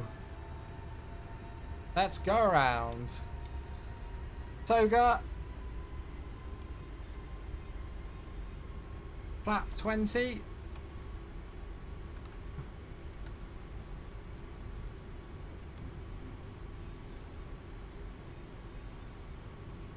Positive rate. Just. I say that and then we've not got the positive rate. Let's go continuous thrust.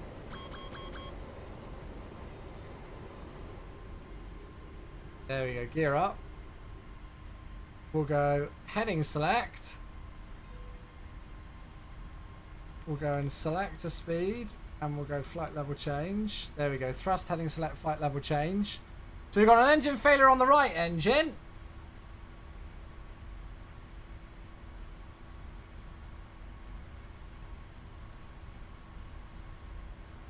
So we are positive rate gear up. Flap 20, we're starting to increase the altitude a little bit. Weather's looking a little bit mank. Start to increase. See if we can take flap 15. You can see engine number 1 struggling a bit.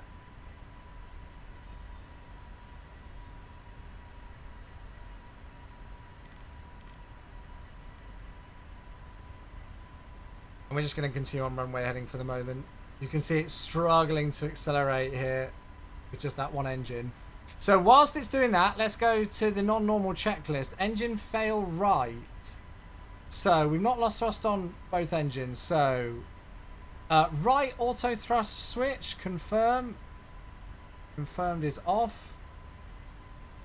Right thrust lever to idle, confirm idle. And then the fuel control switch cut off.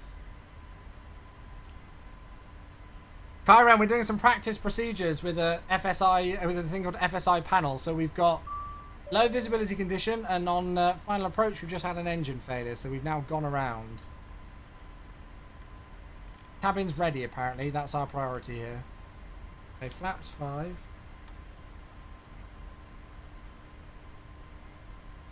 So we've completed everything on there.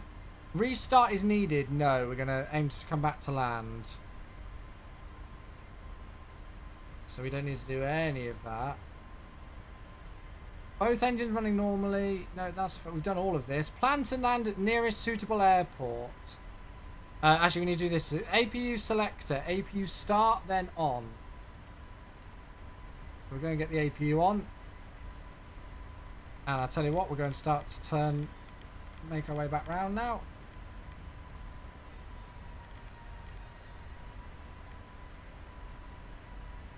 Flaps 1. Transponder mode, TA only. Plan to land at nearest suitable airport, and we're going to land flap 20 now, which you'll see because we are quite near to max landing weight. We've got a V approach speed of 168, or V ref of 168.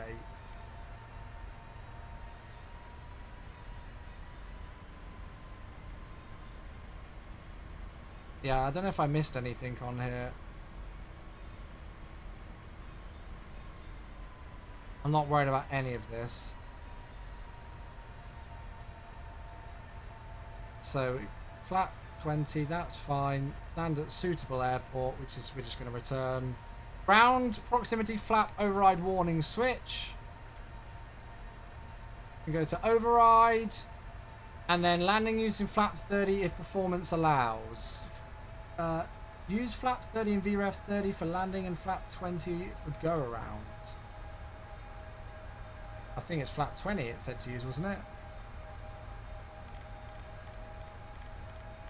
And this has been made extra fun with the fact that we've not got much visibility.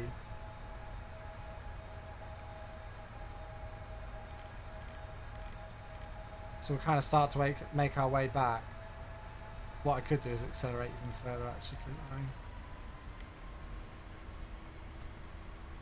It asked if you wanted to use flap 20. Okay.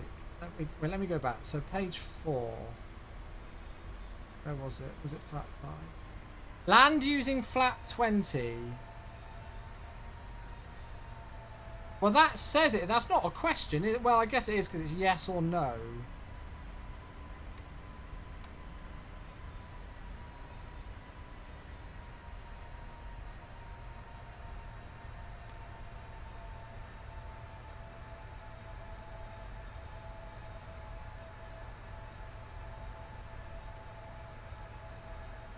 so we're not going to be able to see much, but we're pretty much be in the airport now.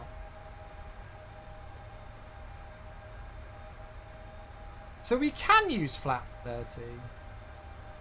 I think we should do a flap 20. Use flaps 20 and VREF 20 for landing and flaps 5 for go around. Yeah, there you go. I don't know what it means by landing using flap 30 if performance allows. So I don't know what that status specifically is, if performance allows.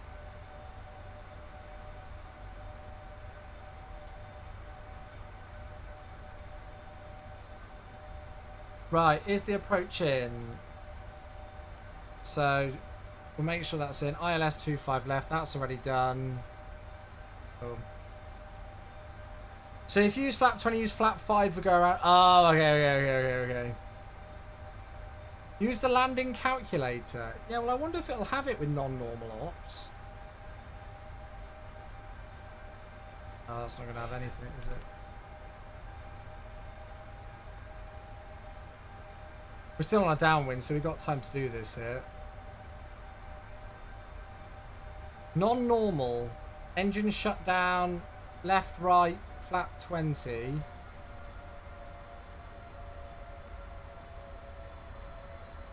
What about flap 30? Come on, let me select it. Oh, flap 30.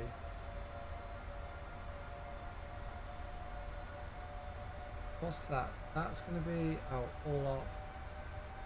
We'll break 4. Oh, it looks like we can do flap 30 then.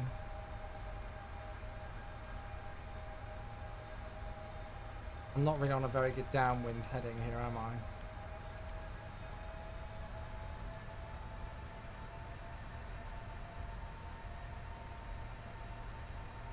I think the altitude at Gigi is 2000. So if I go like direct Thunder with an intercept radial of 251, that should give us a nice, yeah, extended center line. There we go.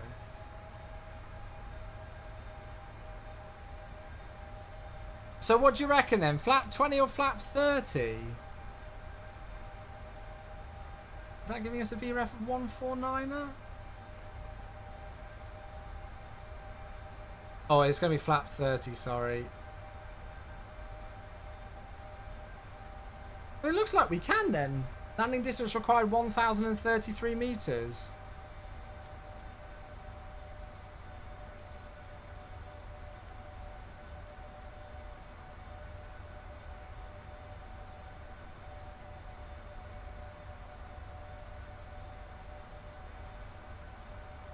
Fuel imbalance, equipped cooling override. Look, so you've got all of this. You could just equip. Wait 2 minutes. This allows time for any smoke in the system to clear. Well, we've definitely done that. Equip cooling switch off, then auto. I don't even know where the equipped cooling. Oh, they're off, and then auto. Ah, there we go. So we've done that. Wait 1 minute. This allows time for the system to reset. Okay, let's go flaps 1. Start to reduce the speed. Take ourselves on a base leg. Who fancies seeing if the PMDG can do a one-engined auto land? Flaps 5. I mean, we've got an imbalance of fuel, but we're coming into land, so I'm not really treating that as a priority.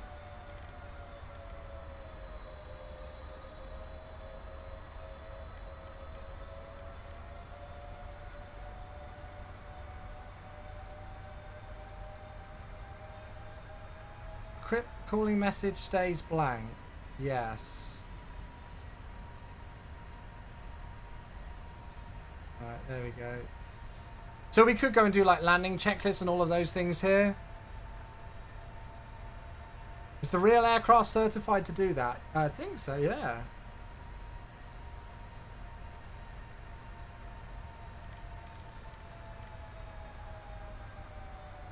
many miles have we got? I was 16. I'm probably a little bit slow actually.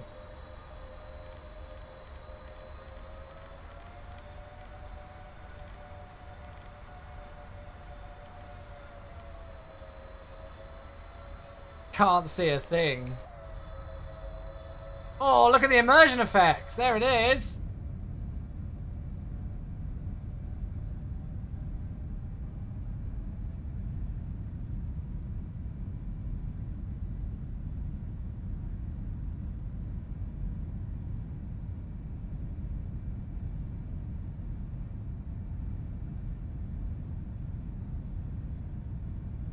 Two seconds. Sorry.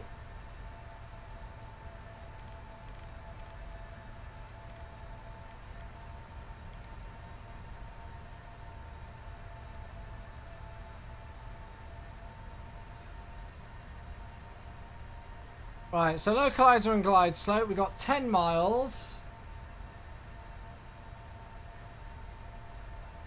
Let's go flat 15.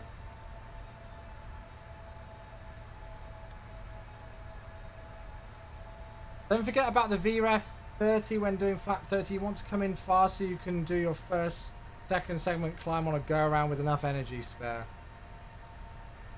Yeah, I mean, it's interesting. I mean, it's still showing flat. It's showing 148.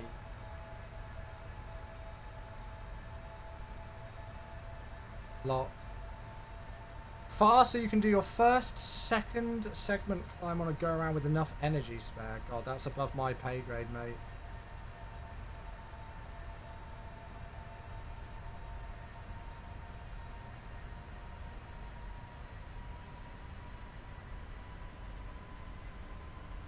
Yeah, that's true, Miku, yeah. That's true. Maybe that's why they say to land flat 20.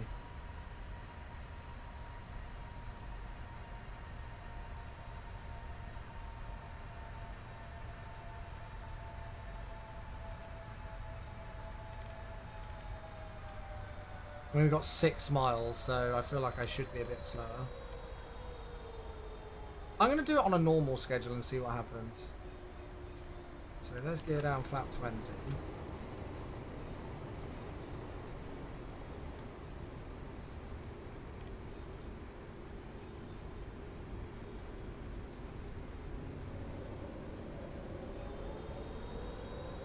So is this maybe why they do a flap 20 landing? Just for the... just to keep the energy with the speed there.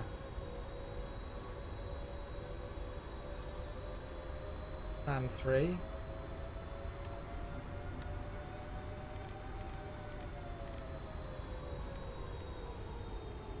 Now I would normally call for the landing checklist, but I think the checklists are going to be all out of whack. So we've got left speed, localizer, glide slope, roll out, flare, land 3's arm, 153, go around 2000 set. Speed brakes are arm, landing gears down, flaps are 30. Normal approach speed plus 30 knots, really? I wouldn't know. I'd have to ask. I'll go 160.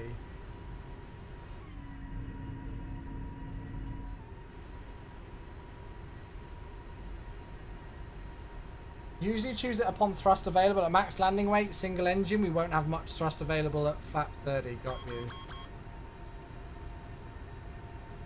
Checklist incomplete norm, I think that was. I mean, we're going to commit to landing here anyway. But...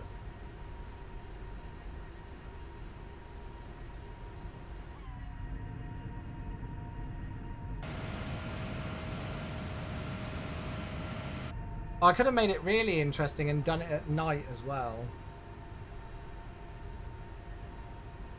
Yeah, absolutely, Tigers, yeah.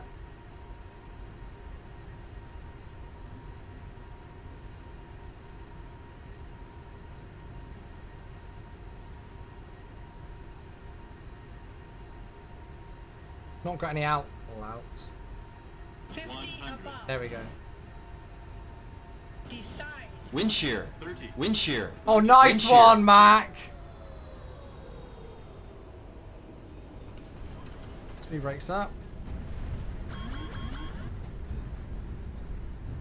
Reverse a normal number 1.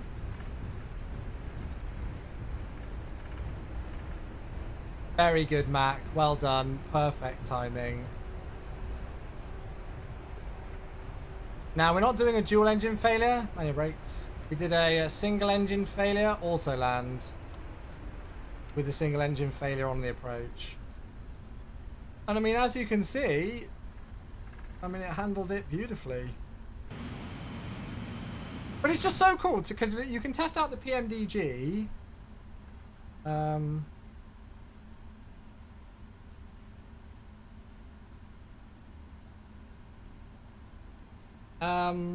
You can test out the PMDG and do all these little things that you can, you know, like try out in the aircraft for the first time. And FSiPanel is really cool. So let's go and put ourselves on 2-5 right. Let's put ourselves in a takeoff position. And we'll go and set ourselves up.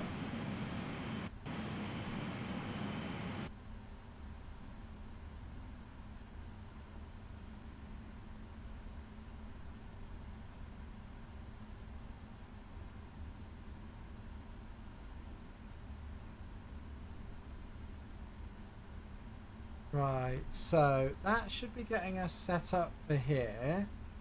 And then what we can go and do is we can go PMDG setup, panel state load. Oh. And I'll select runway.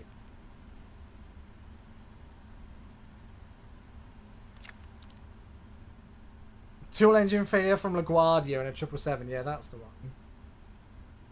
And so it's going to get rid of any failures and stuff now.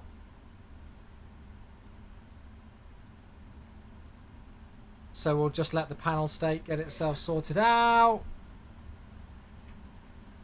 And then I could go and select the weights and everything like that. I don't know how heavy we are right now.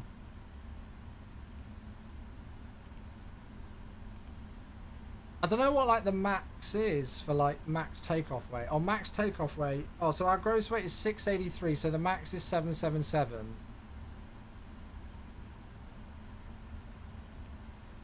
So if I put that there, and then put a shitload more fuel in. Oh, it looks like there's loads.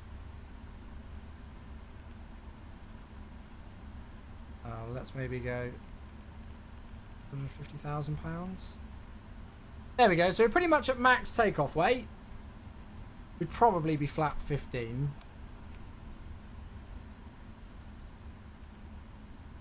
Let's go. This will probably be the last one for the night, folks. I'm not really too worried about this. I just want some rough speeds. Is it going to give it to me?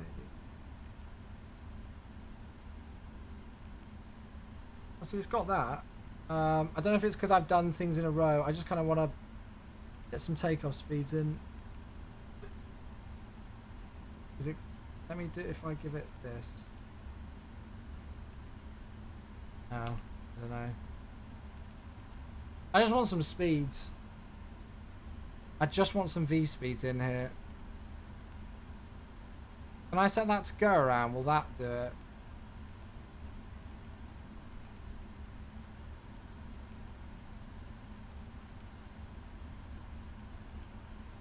Oh yeah, let's go and set that in and see if it will do anything. I just put these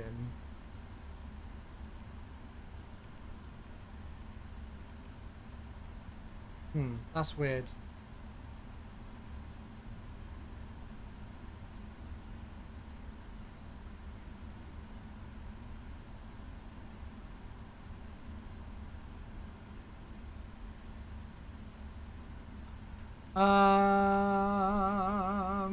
Yeah, I just want to get some. I think it's because we've landed. That's why. Yeah, I mean all of this. All of this is in. I think it's because we've landed the aircraft.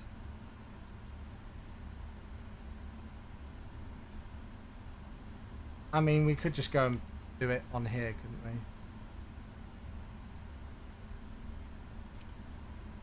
I just want to try out one more scenario.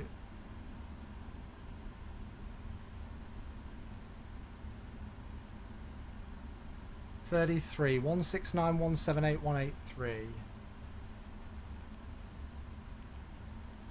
That's not going to give me anything.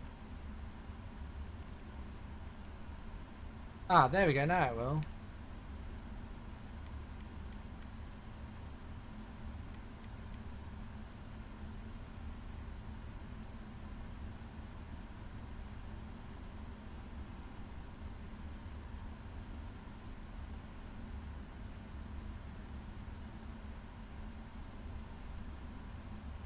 Right, okay, so I think we're good to go, right? So auto brake RTO, I don't care about the altitude, that's all fine. I shouldn't really care about the lights. Hey David, how you doing? Right, I think we're actually good to go for a takeoff. Can I arm that? Oh, I can't arm that, but that's fine, whatever. Right, so we actually are good to go for a takeoff now. So let's do that, and then give me just a moment.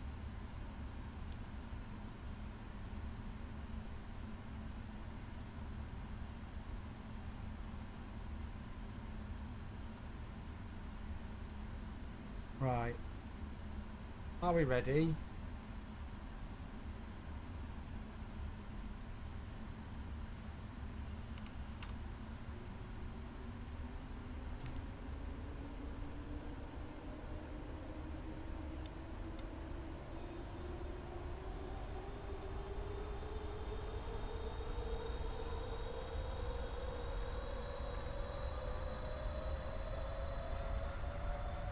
God, look at the thrust slowly go.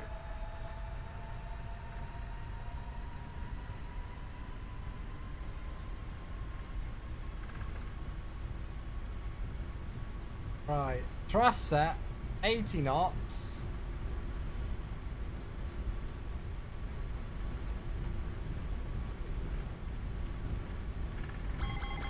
Fire engine left.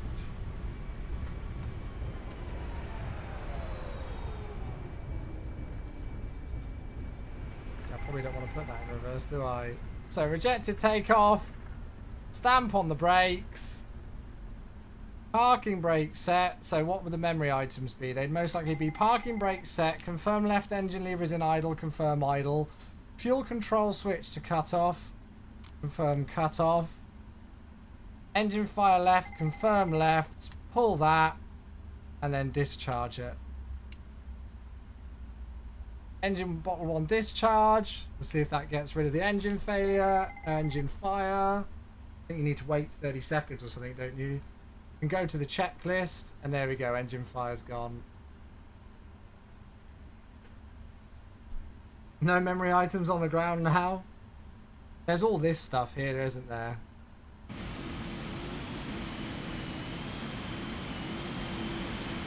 So that engine is dead, but you can still see things spinning. You can still see like the EGT and stuff. Yeah, let's go and have a look at the brakes. Well, the tyres are gone, but the brakes seem fine.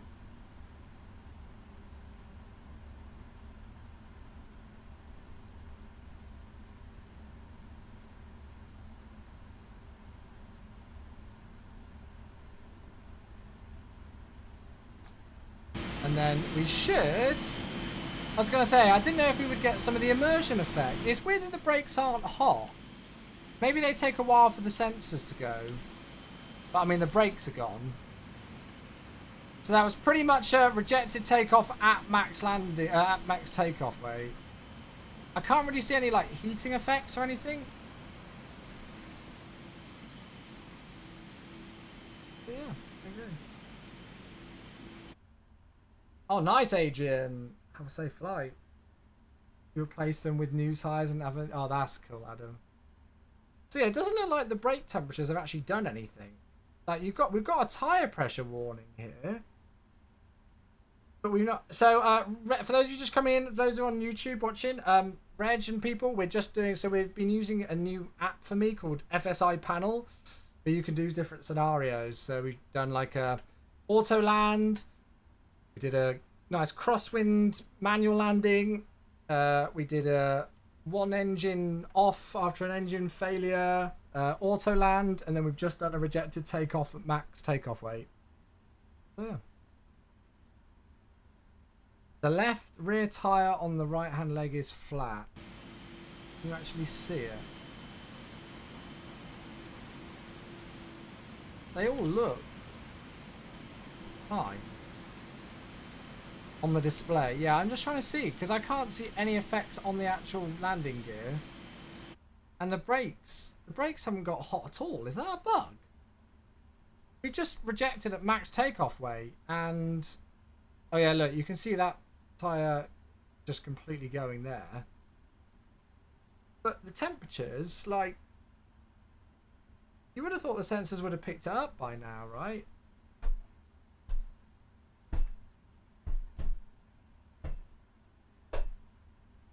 Anyway, yeah. They are hot. What, 200 degrees? That's not hot.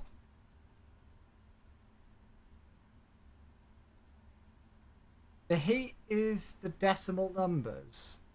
That's the pressure, isn't it? That's the tyre pressure. Because if I go, that's not. Surely it's not. So if I go into maintenance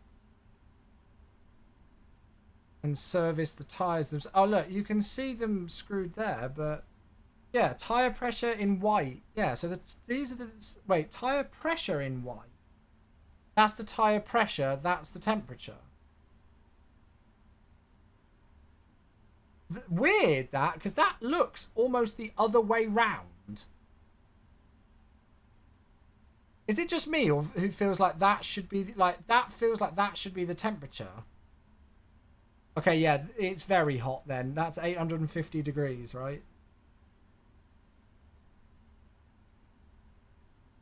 If it's actually like a point decimal. Oh well, I've learned something new today. So if I replace the brakes, yeah, there you go. So that's the brakes now are not, and then if I replace the tires, yeah, there you go. That's really interesting. There we go. It's not a temp, it's just a scale. Okay. A mate of mine had his wheels glowing. Yeah, mine aren't.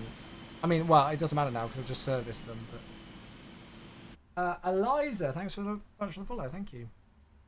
Right. Well, anyway, that was good fun.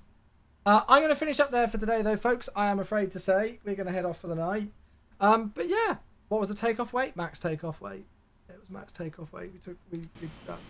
Well, that was good fun, though. I enjoyed that. I just thought I'd do something a little bit different. I might use that app a little bit more. You know, if we've got like some spare time, we fancy trying to do some failures or some practice approaches or some practice landings and stuff like that, we might use this FSiPanel a bit more. But I just thought I'd kind of give it a little bit of a quick showing off. So yeah. Anyway, right, I'm going to finish up there for today, folks. Hope you all enjoyed the stream. As I say, there wasn't supposed to be a stream today, but there has been.